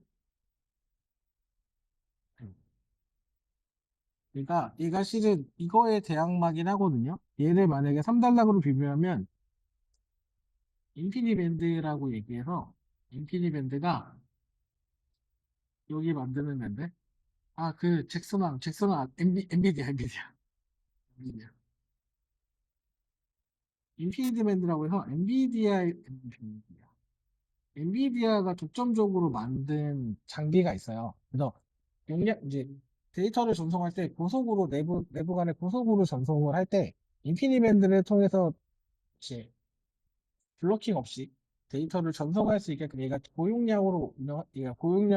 대용량 100G 이상인가? 아마 그럴 거예요. 100G 이상 데이터를 보낼 때 인피니밴드를 통해서 구성해서 실시간으로 데이터 보내는 사용하는데 이게 엔비디아의 종속으로 돼 있어요. 한 제조사에 락인이 걸려 있어요. 그러다 보니 비싸겠죠. 그거를 대체하기 위해서 나온 것 중에 하나긴 해요. 왜냐면 얘네가 너무 비싸게 받아먹으니까 비쌉니다. 얘를 비교하면 인피니밴드랑 비교할 수 있어요. 그러면 인피니밴드는 엔비디아에 종속되어 있는 거고 울트라이드에서 종속적인 게 아닌 거예요. 얘는 그것 때문에 얘가 좀 언급되는 경우들도 있어요. 예를 보면 AI나 HPC 환경에서 고속 저지연 데이터 처리를 위해 RDMA 유닛 혼잡 제어 기술을 활용한 차세대 이더넷 기반 통신 기술입니다. 보면 RDMA를 활용했다고 해서 CPU 개입 없이 시스템 메모리 간 직접 데이터를 전송을 지원하는 효율적인 기능을 제공한다. 여러분들이 RDMA가 뭐예요? 그러면 C의 내용이 있으니까 한번 돌아보시면 됩니다. 대부분 C를 많이 싫어하셔갖고. 다음에 전용 프로토콜. 시멘틱, PDS, TSS 등 다양한 기능이 모듈로, 펜이 너무 두꺼운데? 모듈로 포함된 신형 프로토콜 체계라고 볼 수 있고요. 펜이 좀 줄여야겠다. 체계입니다. 그 다음에 기본적으로 혼잡 제어 기능은 가지고 있고요. 슬픽을 자동적으로 조절할 수 있다. 그리고 구성도를 그리면 이렇게 보면 크게 스케일 아웃, 스케일 업, 그다음에 프론트 포워드 형태의 그림을 크게 그려야 될 건 이 세 가지 관점이긴 하거든요. 근데 실제 모드가 있고 이 표현들을 이렇게 해주긴 해야 돼요. 노드들이 스케일 아웃을 통해 여기 UEC 네트워크의 구성이 되고 여기들은 각각의 노드의 NIC 카드, 네트워크 인터페이스 NIC는 이거 모르실 수 있으니 네트워크 인터페이스 안 적으셔도 됩니다. 인터페이스 카드라고 얘기해서 흔히 얘기하는 여러분들의 랜 카드 요즘에 무선을 많이 쓰긴 하지만 유선을 쓸 때 랜 카드 이게 랜포트 이 랜포트 연결하는 노트북이나 PC를 뜯어보면 있습니다. 그게 랜 카드라고 얘기합니다. 이 카드 이렇게 연결해서 스케일업을 통해서 이런 형태로 구성되는 그림이 하나 있고요. 이거 말고도 또 있는데 그림이 하나 있고 잠깐만요. 이 그림은 예전에 어디서 본 적이 있어서 되게 이거 못 그리겠다 싶어서 만들어 온 게 하나 있는데 저게 나온 지 좀 됐어요. 그래서 간략하게 그린 요런 그림도 있긴 하거든요. 네. 이런 형태로 이건 스택 구조예요. 실은 스택으로 된 구조고 저거는 실제 저 그림은 너무 그리기 힘들어서 그냥 스택 구조로 빼놓은 게 있긴 합니다. 여기가 더 외우기 빡세요. 기술들만 적어놔서. 스택 구조로 그릴지, 저 형태로 그릴지, 편하신 대로 그려도 됩니다. 왜냐면 얘가 스택을 물어본 게 아니라 단순하게 하나를, 울트라 이더넷 자체를 물어봤다면, 어떤 형태로 뭐, 걔가 스택 구조를 그리던, 뭐 어떤 활용을 그리던 크게 상관은 없을 겁니다. 템에 두 개를 참고해서 보시면 됩니다. 하지만 이건 예전에 출제된 게 있기 때문에 그냥 가져왔어요. 크게 구성요소는 프론트 네트워크, 백엔드 스케일업 네트워크, 스케일업 네트워크 구성도는 그렇게 구성되어 있고, 기술 요소로 보면, 소프트웨어 기술은 리패브릭 매핑이라는 기술을 통해 RDMA 기반의 워크로드 연동과 프레임워크 통합, 다음에 의미 기반 전송 방식과 정책을 적용하고 전송 계층은 세메틱스, PDS, CMS, TSS 은행 등을 통해 데이터를 전송하는데 시멘틱스는 리패브릭 매핑을 통해 AI 프레임워크와 HPC 라이브러리를 통합하는 거고 PDS는 패킷 딜리버리 서브 레이어라고 해서 적절한 UET 패킷을 전송하고 서비스를 선택하는 거. 다음에 CMS는 컨텐션 매니지먼트 서브 레이어라고 해서 똑같아요. 혼잡에 대해서 혼잡 감지, 전송 제어, 저지연, 전송의 신뢰성을 보장하고 TSS는 트랜스포트 시큐리티 서브 레이어라고 해서 트래픽 암호 및 인증을 처리하고 네트워크는 패킷 트리밍이라고 해서 패킷의 크기에 최적화, 불필요한 데이터를 제거를 통해 제어법 효율과 전송 성능을 향상시키는 기능을 수행하고요. 링크는 LLR, CBFC, 다음에 UC 링크 네고에이션 등이 있고요. 링크는 연결되는 거, 케이블을 연결하는 구간에 적용되는 기술을 얘기하는 거예요. 패킷의 손실을 해결하기 위해 링크 계층에서 로컬의 오류 처리의 지연 시간을 최소화하기 위한 기술이고 CBFC는 크레딧 베이스 플로우 컨트롤이라고 해서 워크로드 내에 선택적 개선을 통해 크레딧 기반의 링크를 지원하는 기능. 얘는 그냥 흐름 제어 기능으로 보시면 돼요. 흐름 제어. 다음에 유닛 링크 네고에이션은 각 디바이스 간 최적 링크 협상을 수행하기 위해서 적용하는 거고 이거 네고웨이션은 요거예요. 이기종 디바이스가 있으면 서로 인터페이스가 표준 규약을 따랐다고 하나 제조사마다 서로 간의 표준 규약에 대해서 해석하는 게 조금 달라요. 기능 개발하다 보면. 그럼 이기종 간에 연결할 때 문제점들이 발생하는 경우가 생기거든요. 그거 위해서 대부분 네고웨이션 기능 등이 모든 장비들은 들어가 있긴 합니다. 근데 가끔 서로 간의 호환성 때문에 제조사 간의 호환성 때문에 네고가 안 맞으면 네고를 끄고 그냥 수동으로 설정하는 경우들도 있어요. 왜 네고 기능이 왜 들어가요? 그러면 타벤더, 이기종 벤더가 운동을 위해서 들어간다고 보시면 돼요. 다음에 물리적인 기술은 IEEE 100G. 네, 대부분 얘는 대용량에서 써요. 100G 이상 정도 돼야 돼요. 그리고 채널 퀄리티 어셔먼, 채널 품질을 예측하는 거 FEC 잘 아시죠? FEC 스태티스 포 프레디 그리고 링크 퀄리티라고 해서 그걸 그대로 다 외울 것 같지 않은데 FEC로 보호되는 여러 개의 고속 링크들이 가지고 있고요. 그래서 기존 이더넷 대비 보안의 적용부나 성능 최적화 등에서 다양한 점을 갖고 있고 얘는 어쩔 수 없이 기존 이더넷하고 비교해야 얘를 왜 써야 되는지 부각이 되겠죠. 얘는 왜 써야 되는지. 이렇게 보시면 돼요. 아니면 인피니밴드랑 비교해도 되긴 하는데 근데 기존 이더넷하고 비교해야 얘에 대한 장점이 조금 더 부각이 될 겁니다. 다음에 13번. 이거 다들 재밌게 써갖고. 양자 키 붕대는 양자 채널을 통해 생성한 비밀키를 다양한 노드 간에 안전하게 전달하고 관리하기 위해 QKD 링크를 통해서 연결된 두 개 이상 그 이상의 QKD 노드로 구성된 네트워크입니다. 이건 6점이 없어요. 왜냐면 QKD 링크라고 쓴 사람이 거의 없었기 때문에. 물어본 건 양자키 분배망이라고 물어봤어요. 물어본 자체가 얘를 물어봤는데 얘에 대해서 QKD 링크들을 통해서 QKD 노드 간에 연결된 네트워크인데 그냥 얘에 대한 언급이 없어서 네. 출제자가 의도한 건 QKD였습니다. QKD 링크랑 노드별로 구성된 네트워크라고 쓰라고 정의를 생각하고 있었는데 다들 엄한 정의를 써서 벗어났죠. 특징은 뭐 키 중계를 허용하고 다음에 키 중계를 통해 키 공유가 가능한 게 특징이에요. 크게 구성을 보면 노드가 있을 거고요. 각 노드. 노드별로 QMS, QKDM, 다음에 QENC라고 크게 세 가지 형태로 구성이 되어 있을 겁니다.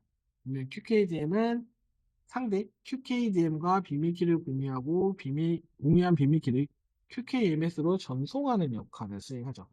QKD 링크를 통해 전송하는 역할.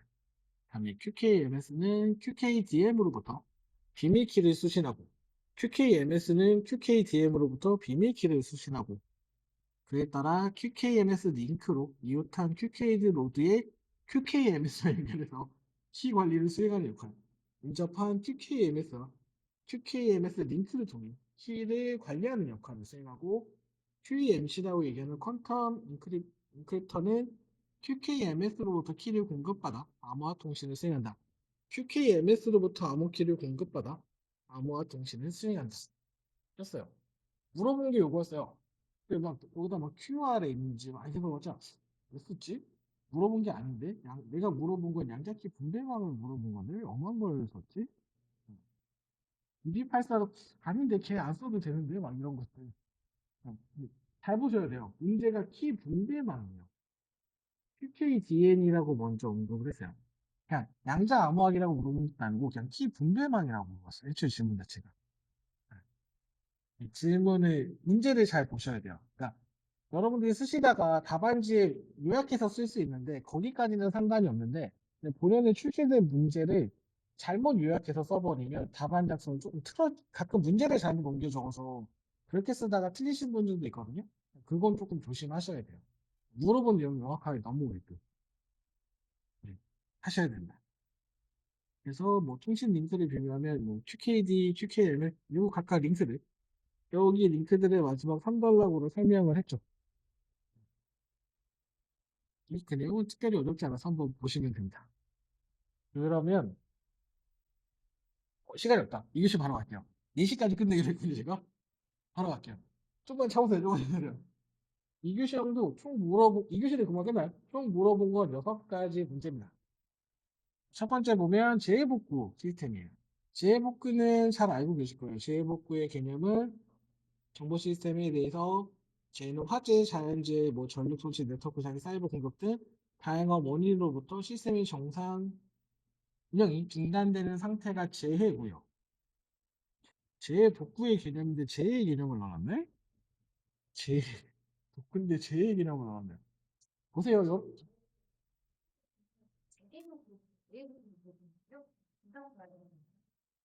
오, 네, 만약에 쓰면 둘 다 쓰시는 게 낫죠. 이거에 원래 물어본 게 얘랑 얘를 설명하는 거잖아요. 그쵸? 그러니까 왜냐면 따로따로면 재해 뭐, 다음에 재해 복구에 뭐잖아요. 같으니까 중간에 미시라고 표현해서 얘에서 마지막에 뒤에 어떻게 하겠다고 쓴 거잖아요. 근데 답안을 만든 사람이 잘못 만든 것 같은데요? 가끔 이런 경우 있긴 한데요. 근데 본인의 의도가 만약에 재해에 대한 개념을 설명을 물어보는 거였다면 애초에 이렇게 문제를 냈으면 안 됐죠. 그쵸? 재해랑 재해복구 개념을 따로따로 써줘야 되는 게 맞는 거죠. 네. 이게 제가 안 만들었어요. 저 요즘에 모의고사 출제도 안 하는데 이게 제가 안 만들었어요. 재해 개념이고 얘는 얘를 복구하기 위한 내용이 됐죠. 특이의 재해복구 구축 시스템의 유형은 독자, 공동, 상호. 다 구축 형태는 크게 독자, 공동, 상호 구축 형태가 있고 운영 주체에 따라서 자체, 공동, 위탁 운영이 있을 거고요.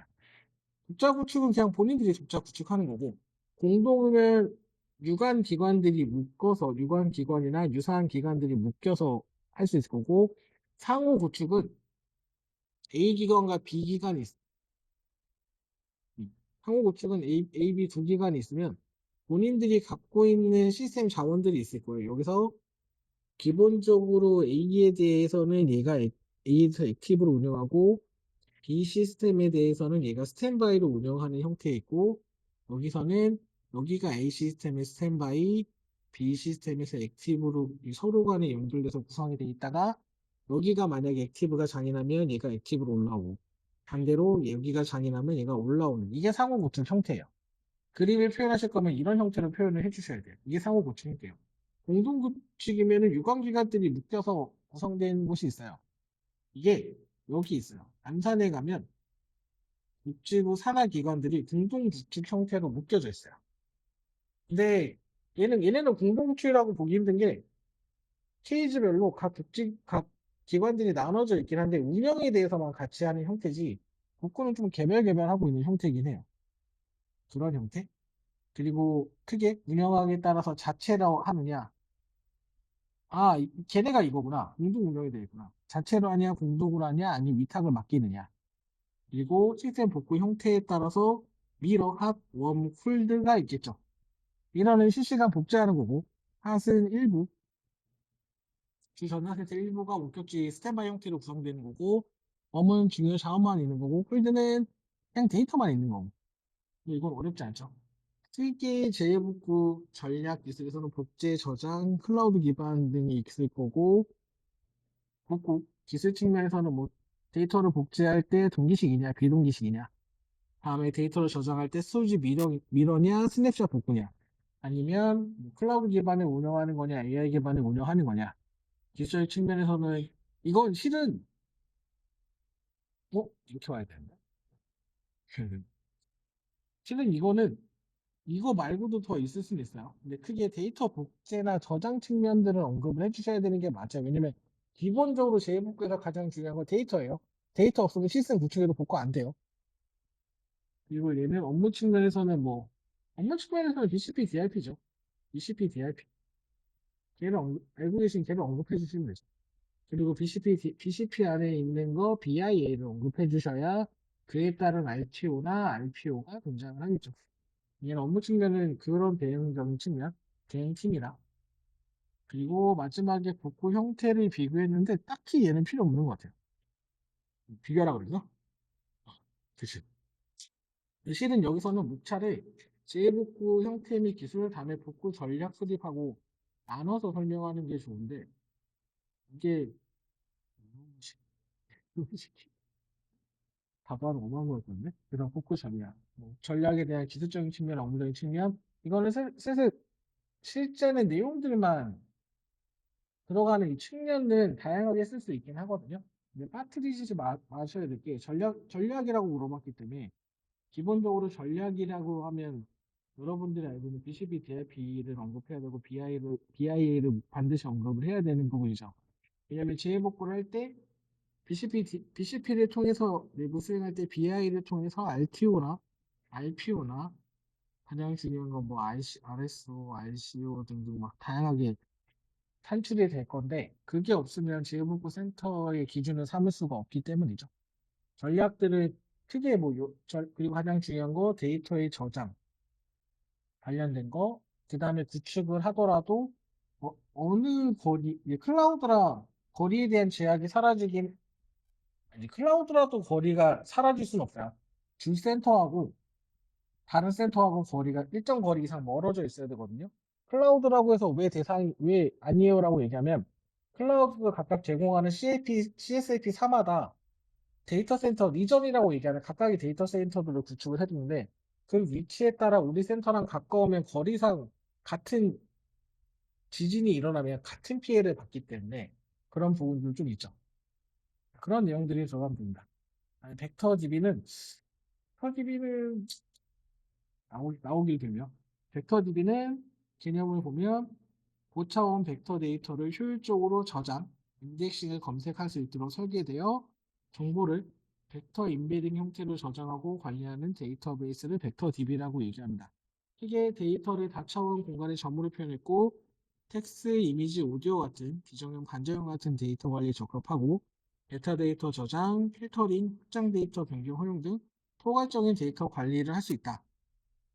기존 관계형 데이터베이스 RDMS랑 비교하면 얘는 고차원 벡터랑 다차원 점으로 구성되어 있고 관계형 RDBMS는 테이블, 정형 데이터, 스키마 기반으로 되어 있고 벡터는 비정형 데이터지만 RDMS는 정형 데이터 타입이고요. 얘는 숫자 배열 형태지만 얘는 행과 열로 구성되어 있고 비교하라고 그랬나? 문제가? 그래, 비교하라고 그랬나? 비교하라고 했으면 비교 항목가 많아야 됩니다. 쿼리 방식은 유사성 기반, 얘는 SQL에 대해서 하고 주요 기능은 AI, LML, 어플리케이션, 비정형 데이터의 임의론적 검색이 가능하고 RDMS는 트랜지션의 처리, 데이터 일관성 및 무결성의 속성을 두고 있다. 되게 많네. 확장성은 수평 확장이 용이하고 얘는 주로 수직 확장이고 수평 확장에 제약이 있다. 활용 사례는 뭐 이미지 검색이나 뭐 자연어 처리, 이상징후 탐지, 생성형 AI에 활용되고 RDNS는 어플리케이션 금융 시스템, 재고 관리, 온라인 트랜지션 처리에 활용이 된다. 그리고 보면 동작 원리를 보면 그림 좀 좋은 것 좀 갖다 놓지. 보면 이미지와 문서와 오디오가 있으면 얘를 벡터화 시켜서 점 단위로 만들고 다음에 이웃 근접 K개를 쓸 거면 KN을 쓸 것 같은데 그 다음에 이 결과에 따라서 벡터에 대한 결과를 다시 쿼리로 수행하는 이런 형태. 그래서 벡터 데이터베이스는 여러 단계를 거쳐 데이터를 저장하고 검색하는 과정에서 벡터 임베딩 생성, 데이터 저장 인덱싱, 그리고 쿼리가 포함되도록 처리한다. 그에 따라 동작 원리는 크게 벡터를 임베딩 하는 단계, 데이터 저장 및 인덱싱, 그다음에 쿼리 처리, 유사성 측정, 다음에 수처리하는 단계로 진행이 되고요. 벡터 임베딩은 벡터로 전환해야겠죠. 다양한 데이터를 벡터로 변환하는 거고, 그리고 데이터 저장 및 인덱싱을 위해서 해시 기반, 양자 기반, 트리 기반, 툴 기반으로 저장 및 인덱싱 처리를 수행하고, 그에 따라 쿼리 처리하고요. 이 유사도 측정할 때는 코사인, 유클리드, 내적, 맨하튼, 자카드. 내적 빼고는 다 들어본 거죠? 코사인, 유클리드, 맨하튼, 자카드는 다 아시는 거죠? 다 안다고 해줘요, 제발. 다 안다고 해줘요. 얘네 다 얘기를 했잖아요. 코사인은 두 벡터 사이의 각도의 코사인 값을 계산해서 유사성을 측정하고, 유클리드는 끝점을 잇는 가장 짧은 직선의 거리를 측정하고, 내적은 각 두 벡터 간의 성분끼리 곱의 합으로 계산하고요. 맨하탄은 절대값, 앞에 절대값을 씌워서 합산하는 거고, 자카드는 교집합의 크기를 합집합의 크기로 나눈 값. 그러니까 교집합의 크기를 합집합의 크기로 나눈 값. 이게 자카드 값. 수차리는 유사성 검색 후에 통해 얻어진 출기 결과에 대해 추가적인 필터링이나 재조정 같은 수선이 단계를 처리하는 거고요. 그 다음에 보면 데이터베이스 사용되는 유사성 검색이죠. 개념은 데이터베이스 핵심 기능이 주어진 쿼리 벡터와 가장 유사한 데이터 항목을 고차원 공간에 찾아내는 기술을 얘기하고, 종류는 정확한 ENN, KNN, K 최근적 이웃을 통해 유사성 데이터를 찾는 거죠. ENN은 쿼리와 데이터베이스 내의 모든 벡터 간의 거리를 계산해서 가장 유사한 벡터를 찾는 방식이고, ANN은 정확한 결과를 찾는 대신 약간의 정확도 손실도를 감소하더라도 충분히 유사한 이웃을 찾는 방식. 이 AN은 근사 최근적 이웃 검색이고, KNN은 ANN의 기본적인 형태로 쿼리 벡터의 가장 K개 데이터 포인트를 찾는 알고리즘. 다음에 유사성 검색 시에 대한 이점 및 고려사항은, 이점으로는 효율적인 검색, 확장성, 정확도 향상, 유연성, 범위 쿼리를 지원하는 이점이 있지만, 고려사항은 차원의 저주, 검색 속도와 정확도가 저하되는 차원의 저주에 대한 고려사항과, 다음에 인덱싱과 알고리즘의 선택이 필요하고, 유사, 매트릭의 선택이 필요하고, 다음에 결과에 대한 해석, 각각 나뉘어질 수 있기 때문에 해석이 중요하고, 노이즈 이상치 민감성에 따라서 품질에 영향을 받을 수 있다. 한번 이거구나. 정보시장 감림의 PMO. 이게 실은 면접 때 단골 질문이긴 하거든요. 그렇죠? 실기를 묻고 면접 때 단골적으로 가끔씩 물어보는 내용이긴 하거든요. 근데 다 외우고 계시죠? 법령, 전자정보법. 정보시스템 감리의 근거는 전자정보법 57조에 따라서 기준 법적 근거가 있고요. 야, 이걸 어떻게 다 외우냐? 법적 근거, 문제 자체가 법적 근거를 물어봐서, 이거 그리셨어요? 나라도 안 그릴 것 같은데? 음. 나라도 이건 안 그릴 것 같은데. 법적 근거는, 이런 경우 어떻게 써요? 그러면 어떻게 쓸 거예요? 물어본 게 이거 하나잖아요. 하나 물어봤잖아요. 법적 근거 딱 물어봤어요. 치사하게 한 페이지도 안 나올 거 딱 물어봤어요. 되게 치사하죠. 그죠? 되게 치사하죠. 그럼 뭐라도 써야 돼요. 이거 말고, 이 개요도식으로 해서 여기다가 법적 근거하고 쭉 전자정법 쓰고, 대신 여기서 개요도 형태로 그림을 그려주면 돼요. 공공 시스템에 대해서 여기 하는 거, 공공 시스템의 문제점들에서 제에 따른 뭐가 있고 이에 따른 제도는 피해 뭐하고 감리가 있다. 그런 형태로 들어갈 수밖에 없어요. 이걸 그린다고요? 글쎄요, 이거 자랑하려고 그런 것 같은데? 저걸 보고, 해설지를 보고 쓸 수가 없잖아요. 자랑하려고 쓴 거잖아요.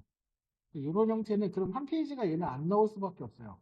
애초에 물어본 게 하나짜리로 물어봐서 결국엔 네가 알아서 한 페이지를 채워봐라는 의도라서, 꼭 물어본 게 질문이 4개였기 때문에 되도록 물어본 거 한 페이지를 쓰라고 하는데 걔는 한 페이지 쓰기가 조금 어려울 겁니다. 그럼 한 6, 7개 정도 쓰고 법적 근거 정도만 적어주고 넘어가면 돼요. 굳이 한 페이지에 연어하지 마세요.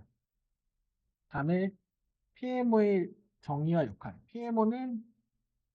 PMO의 타입은 내외 혼합형이 있고, 다음에 PM 아레나 형태는 기지관, 기상대, 지도, 관제탑 형태고, 투입에 따라 파트, 풀타임, 다음에 PMO 지시 형태 타입이 있고, 그 다음에 뭐 스킬은 뭐 똑같죠. 컨설팅, 똑같다는 게 아니라 이런 게 있죠. 컨설팅, 프로젝트 평가, 프로세스 개선, 개발 방법, 문제 프로세스, 규정, 의사소통, 보고물 조정자 역할, PMO, QM, 디벨로퍼, 비즈니스 관리 역할을 수행하죠.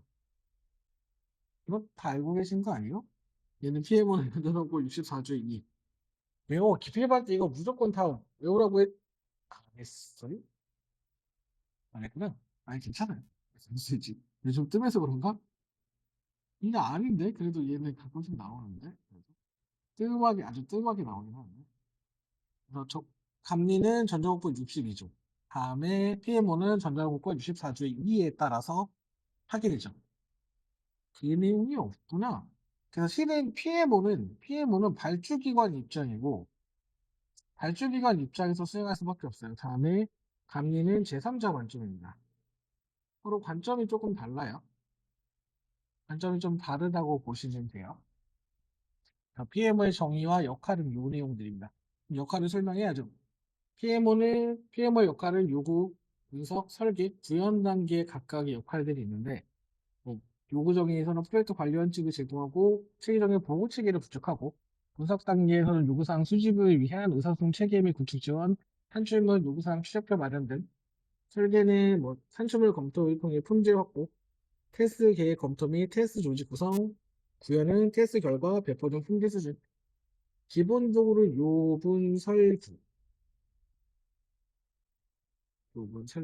단계, 요구 정의 분석 설계 구현 단계에서 역할을 수행하는 거를 작성해 주시면 되죠. 그리고 여기서는 PMO하고 상주관리의 차이가 있는데, PMO의 사업 범위는 뭐 유료요. 제공 및 서비스, 공동 행정 서비스 통합 연계, 행정기관장이 인정하는 사업에 대해서 PMO를 세울 수 있습니다. 공공의 기준으로. 그리고 비교하면 상주관리는 전자정법 제57조, PMO는 전자정법 64조의 2. 배경은 요거예요. 대기업 참여 제한 때문에 둘 다 나오긴 했는데 꼭 그렇진 않아요. 기존부터도 원래 다 있었던 거라 꼭 그렇진 않습니다. 얘는 PMO는 권고지만 얘는 상주관리는 의무였다. 꼭 의무는 아니었던 건데 의무사항이고 법적 책임은 얘는 손해배상. PMO는 법에 따라 손해배상이고 상주관리는 행정처분을 받을 수도 있습니다. 그리고 얘는 발주기관의 입장이고 얘는 제3자 입장인 거고요. 작용 요건은 이렇게 전자정부 사업의 역할 3회 이상 수행한 자, 다음에 위탁용역 3회 이상 수행한 자, 다음에 상주감리는 20억 이상 사업감리 경력 3회 이상, PM, QA 경력 3년 이상, 발주기관이 인정한 수석감리원. 보면 기한감리원 아니에요. 수석감리원이에요. 그냥 감리원하고 수석감리원하고 차이가 있어요. 가장 큰 차이는 여기는 교육만 받으면 줘요. 요즘에 교육받기 되게 힘들어요. 사람들이 많이 몰려서. 옛날엔 그냥 받았는데. 좀 많이 연세 있으신 분들하고 다 몰려서 받아요. 수석감리원은 정보시스템 감리사 시험을 붙어야 봐요. 감리사 시험을 붙어야 수석감리원을 받습니다. 여러분들이 기술사 시험을 붙으면 150만 원이 내면 150만 원 내고 교육을 받으면 받을 수 있습니다. 교육받을 때 기사들만 옹기종기 모여서 왔습니다. 그렇게 받아요. 150이었나? 네, 빨리 따셔야 돼요. 금액은 계속 오릅니다. 금액이 계속 올라요. 네. 몰라요. 투입 시점은 프로젝트 기획 단계부터 사후 관리 단계까지 투입되고, 얘는 착수부터 종료 단계, 감리하는 단계, 역할을 뭐 전반적인 프로젝트 관리에 대한 역할을 수행하고, 상주 감리는 품질 보증 및 단계, 기능 및 과업 이행 여부를 점검 및 조치하는 단계. 그리고 제약사항으로는 단계별 감리 시 감리원은 참여가 안 되고, 얘는 특별한 제한사항이 없는 거.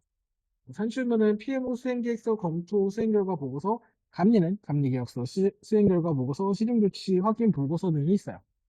제가 상주감리를 본 게 딱 한 번밖에 없어요. 그냥 연세 많으신 분이 잘 노시던데, 술 먹고. 제가 봤던 분은 그분 한 번밖에 없었어요. 주로 PF 큰 기업들은 PMO를 많이 쓰는 경우가 있습니다. 다음에 정보시스템 하드웨어 규모 산정 지침이에요.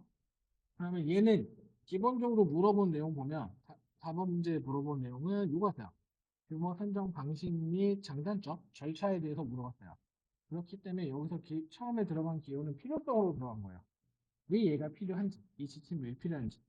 경험 기반의 부적절한 규모 사례가 증가하고 하드웨어 공급 우도에 따른 부적절한 자원을 산정하여 이런 문제들이 있기 때문에 정보시스템 하드웨어 규모 한정 지침에 따라 적정 규모 하드웨어를 도입하고 투자의 효율성을 제공하고 프로세스 평가, 감리에 참조하는 이런 효과 등이 있다.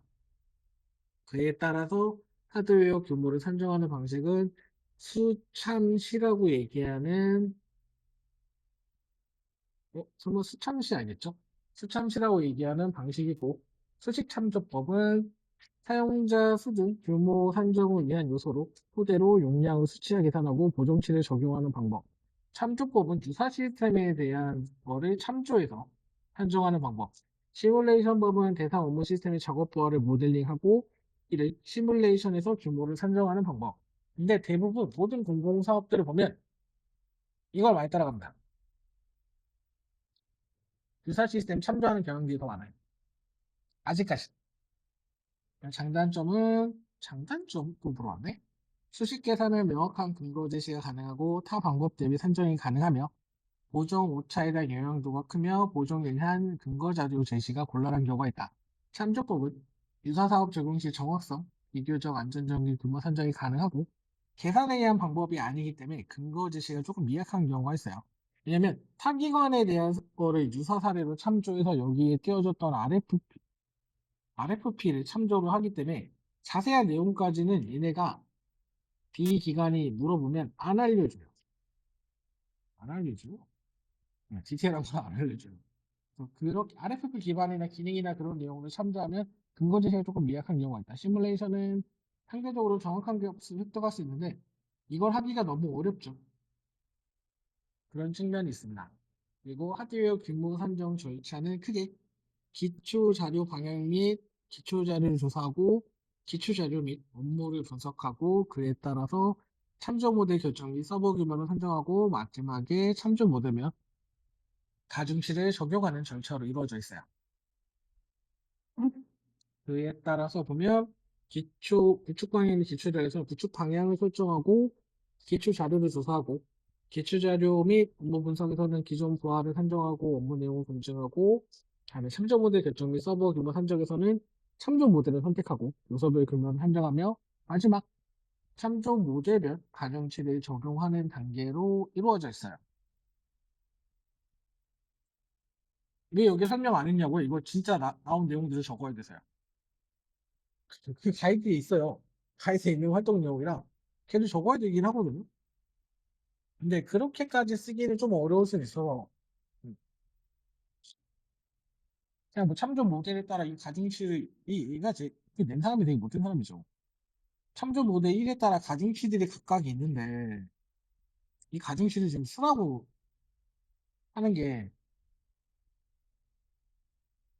맞지는 않는 것 같아요. 좀 많이. 고려사항은 뭐 중장기적인 고려이나 시스템 전략, 장비 설치 및 조건 이런 것들을 고려해 볼 필요가 있다. 다음에 AI 보안 가이드라인입니다. 얘는 가이드라인이라서 보세요. 가이드라인이라는 문제가 나왔을 때 여기서 답안에 대해서 이상한 거 쓰면 점수를 안 줄 겁니다. 가이드라인 문제가 원래 사악해요.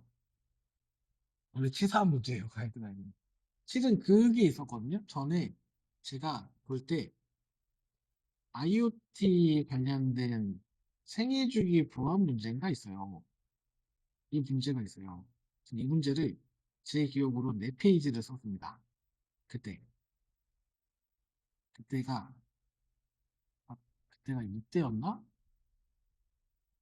그때가 1월이었어요. 23년 1월이었어요. 그때 처음 시험 볼 때 이게 있었어요. IoT 관련된 생애주기가 있었어요. 그래서 개인정보에 대한 라이프 사이클 기반에 해서 내용을 진짜 썼어요. 써서 냈어요. 근데 얘 점수를 이거 주더라고요.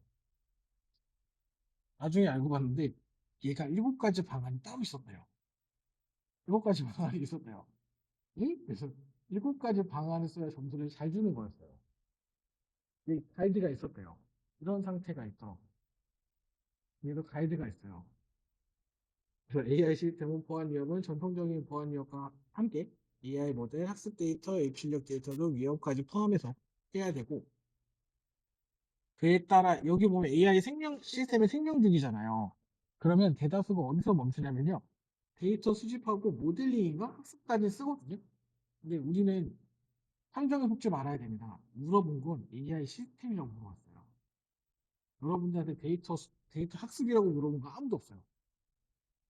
애초에 모든 질문은 AI 시스템이라고 물어봤어요. 시스템. 그쵸?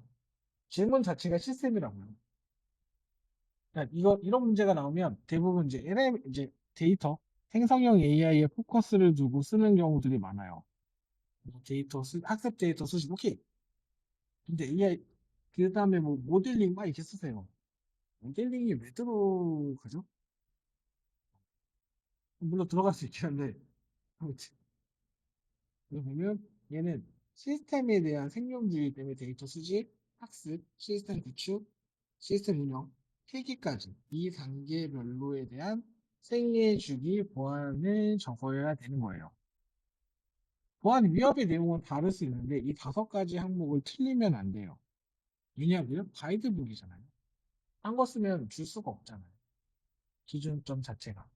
이 보안 위협은 여러 개가 올 수 있기 때문에 유사하면 맞다고 해줄 거예요. 근데 앞에 수명 주기가 틀리는 거는 답이 없어요. 가이드는 계속 이게 문제인 거예요. 아, 여기 있는 내용 괜찮다니까요. 맞춰서 쓰면 된다니까요. 얘가 틀리면 틀렸다니까요. 그 함정이 있는 거 조심하셔야 돼요. 수집 단계에서 학습 데이터가 오염되고 민감 정보가 학습되고 AI 백도가 있고 공급망 공격이 있고 용역시 관리 부실 뭐 이런 내용들 학습 시에는 뭐 오염, 비인가학습 이런 내용 충분히 쓸 수 있어요. 백도, 공급망 공격, 운영할 때는 뭐 추출 공격, 이 생성형 AI의 적대적인 공격들, 프롬프트 인젝션 이런 공격들을 다 쓸 수 있어요. 근데 이걸 잡아야 돼요. 실은 그 내용을 못 썼으면 우선 틀린 게 되겠죠. 좋은 점수는 안 주겠죠. 여러분이 원하는 15점은 안 주겠죠. 왜냐하면 주기 자체가 이 5가지를 언급을 5가지가 들어와야 되는 거고. 그래서 가이드북이 가이드 같은 게 지침 가이드 그런 것들이 조금 들어갈 게 위험한 게 앞에 정해진 것들이 있기 때문에 그런 거예요. 그러면은 출제자가 기준을 걔를 잡아서 채점을 해달라고 할 거라서. 그에 따라서 구축 유형별 보안 대책도 실은 되게 치사해요. 내부 전용으로 하냐, 내부 업무 전용으로 하냐, 개민용으로 하냐, 상용으로 하냐. 그에 따라서 구분이 또 돼 있어요. 실은 그 구분이 돼 있어요. 네, 그 구분들이 또 돼 있긴 해요. 내부 전용으로 구축할 때는 이런 것들을 구축 사항들에서 고려해야 되고, 내부 업무용 구축할 때는 이런 것들을 구축해야 되고. 근데 여기는 6가지, 만약에 이렇게 나왔으면 이 문제는 쪼개 써야 돼요. 구축 유형별이면은, 근데 주긴 했네? 야, 그러면 구축 유형이 관점은 내 외부 좀 쪼개서 쓰긴 했었어야 됐을 거예요. 다음에 대민 서비스용, 다음에 상용, 뭐 사스형 대서비스용이라던가 그런 관점들에 따라서 게 내부는 뭐 비인가 접근이겠죠. 다음에 시스템의 권한 관리가 큰 요건일 거고 내부 업무용이면 학습 데이터의 오염이나 비인가의 민감 정보 학습이나 AI 백도나 다음에 모델 추출 공격, 전도 공격 같은 거. 다음에 대민용 서비스인 경우는 학습 데이터를 추출하거나 민감 정보를 유출하거나 프롬프트 인젝션, 통신 구간의 공격, 디도스 이게 해당이 될 거고 상용 AI 서비스 같은 경우는 민감 정보의 입력 및 유출, 통신 구간 공격, 용역업체 관리 부실 등이 위험 요소가 될 겁니다. 근데 실제 이 기준 갖고 채점하기는 너무 어렵고 관점을 어떻게 나눠서 내용을 썼냐가 조금 더 중요할 것 같아요. 실제 가이드를 이거 쓰는 페이지는 없거든요. 관점을 나눠서 그 내용이 조금 맞는지가 좀 더 포커스를 줄 것 같아요. 그 다음에 피지컬 AI 보안 대책으로는 이거 쓸 시간이 어딨어요. 제가 쓰고 끝나겠죠. 그에 따라서 뭐 이런 것들 백도어 과다한 연산 유도, 회피, 센서 정보 전처리 과정, 외부 공격으로 인한 물리적 위협 등이 있을 겁니다. 다음에 이겁니다. 이걸 쓰는 걸 되게 다들 힘들어 하신 것 같더라고요. 특히 ISMS 인증 영역은 관리체계 26개, 보드 책상 64개, 개인정보 처리 단계별 요구사항 21개까지 해서 ISMS P 범위가 그렇게 돼 있고요. ISMS 영역은 관리체계, 보호대책에서 80개 통제 항목으로 되어 있습니다. 법의 요건은 47조 2, 뭐 이렇게 쭉 있는데 과태료는 요거 하나로 나갑니다. 정보통신망법제 47조의 이거 과징금이나 얘는 요걸로 나갑니다. 거기에 의해서 네. 요런 내용들까지 다 굳이 이해하면 되는데 제가 봤을 때 나머지 있긴 한데 외우신 분은 그냥 쭉 외우고 계세요. 네. 그리고 크게 이게 문제가 관리 과정이에요. 그러니까 얘를 어떻게 관리하는 측면에 대해서 얘기하는 거거든요. 근데 그럼 기본적으로 기본적으로 ISMS 심사를 받을 때 기본적인 사항이 이건 관리 체계, 정보보호에 대한 관리 체계 심사예요. 관리 체계 심사이기 때문에 기본적으로 정책이 수립이 돼야 되긴 합니다. 정책이 수립이 되면 그에 따른 우리가 인증받을 범위가 선정이 되겠죠. 모든 전사 범위가 인증 범위에 들어오진 않습니다. 그에 따라서 위험 평가가 반영이 될 거고, 그에 따라서 이게 구현이 실은 이렇게 되어 있긴 하지만 이 구현이 보호대책 구현입니다. 그 다음에 지속적으로 피드백, 사후 관리를 하는 거죠. 왜냐면 기본적으로 정책이 수립이 되어 있어야 이 정책의 영향을 받은 우리 인증 범위의 범위를 선정을 할 거고, 범위가 선정이 돼 있으면 이에 대한 취약점 점검 및 취약점 모의킹 등을 통한 우리의 위험도를 산출할 거고, 위험도가 산출되면 이거를 관리하기 위한 보호대책이 구현이 될 거고, 보호대책이 구현되면 이걸 지속적으로 관리해서 관리할 사후 관리가 필요하겠죠. 전반적인 프로세스는 5개로 보면 되긴 합니다. 그리고 대부분 이거랑 비슷해요. 플랜드 체크레이트 형태랑 비슷해요. 그래서 실은 산출물이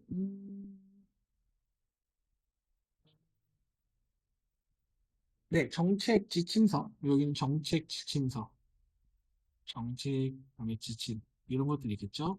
다음에 인증 범위 정서가 있을 거고, 위험은 위험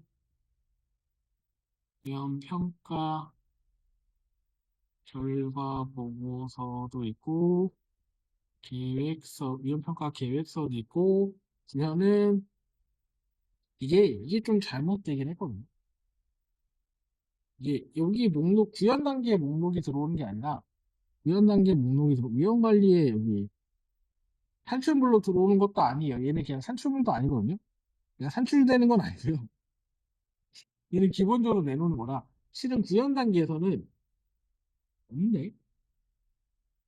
여기 얘가 이거예요. 얘가 일로 와야 돼요. 보호대책 명세서가 구현 단계에 와야 돼요. 그래서 뭔가 조금 이상하게 돼 있더라고요.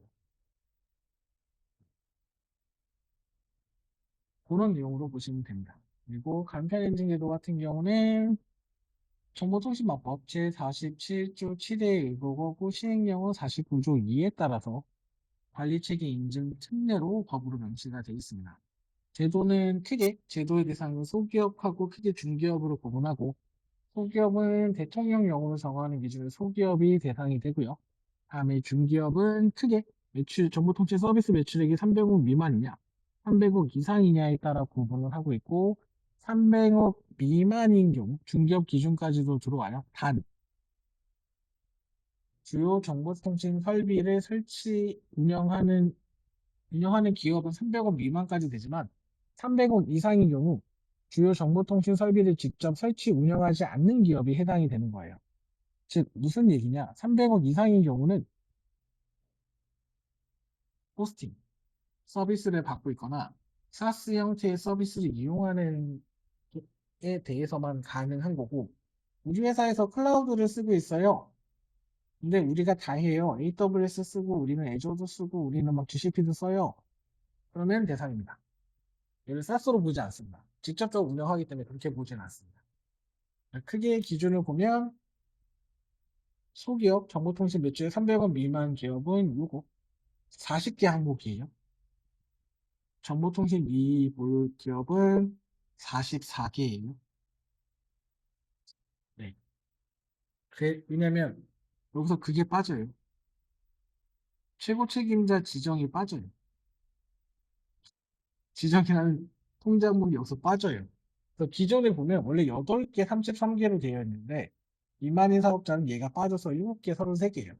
그리고 P 같은 경우는 포함해서 얘도 40이 아니라 61개.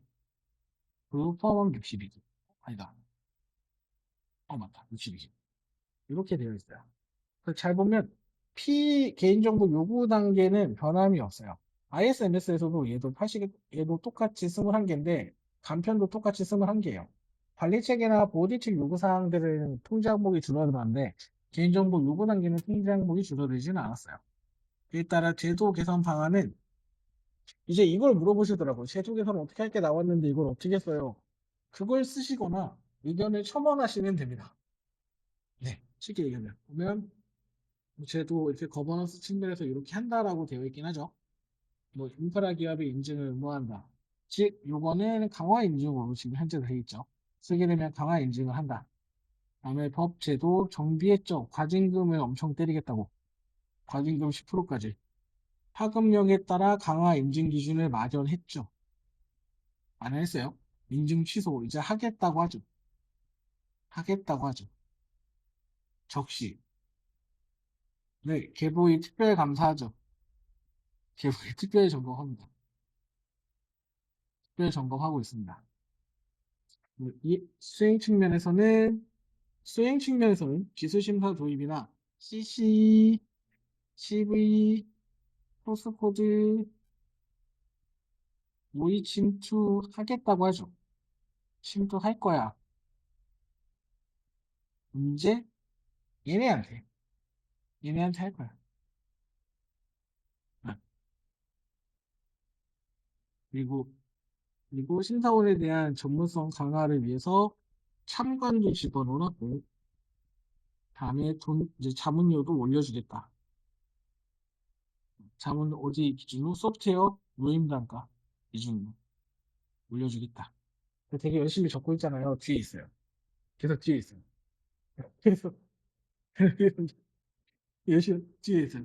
그래서 이렇게 제도를 개선하겠다고 돼 있어요. 즉 제도 개선만 똑같이 물어본다면 여러분들은 여기 보면 제도 강화 방안에 첨부해드린 거 있죠. 이 내용들을 정리해서 쓰시면 됩니다.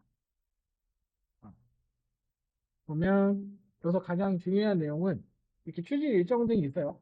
가장 첫 번째는 피의무화를 추진하는 거. 인증 기준에 대한 차등 적용하겠다는 거. 그리고 범위를 확대하겠다는 거. 그리고 심사 방식에서 심사팀을 개편하고 절차를 강화하겠다는 거. 그리고 사후에 대한 상시 점검 체계, 중재사고 심사 중단, 사고기업 관리 강화하고 이력 관리하고 인증 취소하겠다는 거. 전문성 강화하기 위해서 개선 강화, 감독 강화, 역량 강화, 처우 개선, 기술심사 가이드를 제공하겠다. 라는 내용들이 있어요. 그래서 보면 여기 있어요. 기존에 보면 강화된 방식으로 해서 날짜가 더 늘어났죠. 그럼 여기 취약점 점검원이라고 5명씩 들어갑니다. 그러면 취약점 점검원이 수행하는 건 여기 있어요. 아까 얘기했던 CV, CC, 소스코드 모의 침투를 수행하겠다. 강화된 인증 대상 기준으로는 요거를 수행을 하겠다. 기술 심사를 강화하겠다. 하는 내용들이 여기 반영이 되어 있는 겁니다. 그리고 또 하나는 여기 보면 절차를 강화해서 예비 심사 시 준비가 되어 있지 않으면 돌려보내기. 그리고 첫 심사를 진행하지 않고 다시 개선을 요구했는데 안 되면 그냥 인증 신청을 취소해버리겠다. 내용들이 있는 거예요. 그리고 또 하나는 뭐냐? 어? 이렇게 있어야 되는데? 항목이 들어간 게 있는데? 어? 들었나? 여기 개설된 거 있는데? 이 항목을 개선한 게 있는데? 어? 왜 없지? 왜 없지? 아니, 아직 걔는 안 나왔구나. 통장 항목을 늘리겠다는 것도 있는데, 걔가 빠졌네? 음, 빠졌네. 네, 빠졌네. 그리고 인증 의무 대상은 이겁니다. ISP, MVNO. MVNO 사업자도 의무화가 됐어요. MVNO 알뜰폰 사업자가 MVNO 사업자라고 얘기합니다. 다음에 IDC, 대학 및 상급 종합병원, 연 매출액 100억 원 이상, 1일 평균 이용자 수 100만 명 이상이 대상자이에요. 지금 여기서 보면 여러분들이 기존에 외우고 있던 것 중에 추가된 게 뭐냐면 이동통신 서비스를 제공받아 재판매하는 전기통신 사업자, 알뜰폰 사업자가 추가되어 있어요. 의무 대상에. 이게 올해 통과됐거든요. 작년에 시행하려고 했다가 실패하고 올해 통과됐어요. 그래서 MVNO 사업자가 들어와 있는 형태예요. 몰랐죠? 모를 수 있죠. 그럴 수 있죠. 그렇게 된 겁니다. 그래서 요 내용들을 하겠다라고 해서 강화 인증 기준에는 이 항목들을 점검을 할 거야. 그리고 인증제도 강화 방안도 있는데 아직 정확한 통제 항목이 나오지 않아서 그래서 사고 기록도 이렇게 관리를 강화할 거야. 사고 이력도 이렇게 관리할 거고 여기에 해당되면 인증을 취소시켜 버릴 거야. 그게 빠졌네. 그 통제 항목도 늘어나긴 했습니다. 그래서 그 만약에 나오면 그 내용을 써야 되는 거고 또 하나는 한규 씨가 원래 안 하기로 했는데 누가 질문을 자꾸 해갖고 얘는 보세요. 얘는 얘가 또 나오면 이겁니다. 얘가 또 나오면 기본적으로 보면 CSAP 같은 얘는 그냥 다른 해설지를 설명하지 않을게요. 두 가지만 좀 설명해 드릴게요. CSAP 같은 경우는 공공기관의 도입을 위해서 받는 거고 보안성 검토도 공공을 위해서 받아요. 근데 둘 다 공공을 하기 위해서 필수 아닌 필수적으로 돼버렸어요. 기본적으로 CSAP를 받으면 공공에서 그냥 클라우드 서비스를 도입을 할 때는 얘 근거로 도입을 할 수 있는데 그 전에 얘를 또 받아야 되는 거예요. 보안성 검토를. 국정원의 보안성 검토를 받아야 돼요. 그러다 보니 이중 규제라고 얘기를 했던 부분이었어요. 결국에는 국정원 니네가 다 해주는 거 아니냐. 굳이 이거 왜 해야 되냐, 번거롭게. 이런 얘기가 처음에 출발점이 됐던 거예요. 그래서 최근에 나온 내용은 그러면 모든 거는 보안성 검토로 처리를 할게. 일어나 할게. 라고만 얘기했을 뿐이에요. 구체적인 건 아무것도 안 줬어요. 그냥 일어나 할게. CSFP 제도 받은 거에 대해서 5년간의 유예를 줄게. 근데 대부분 이제 걔를 충원할 거야 라는 거예요. 발생하는 이유는 그거였습니다. 음.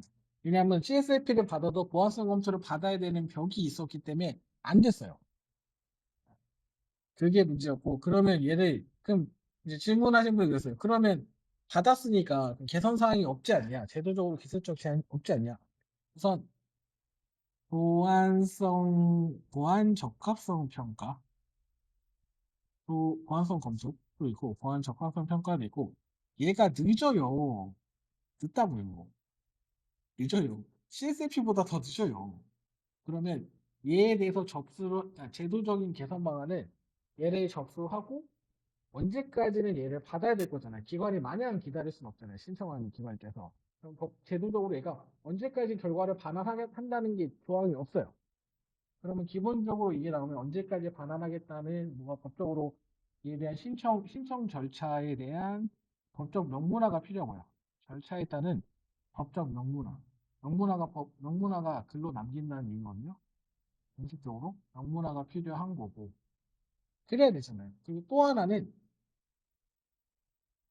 다음에 또 하나는 중소기업에 대한 지원책도 필요하겠죠. 네, 지원책도 필요하겠죠.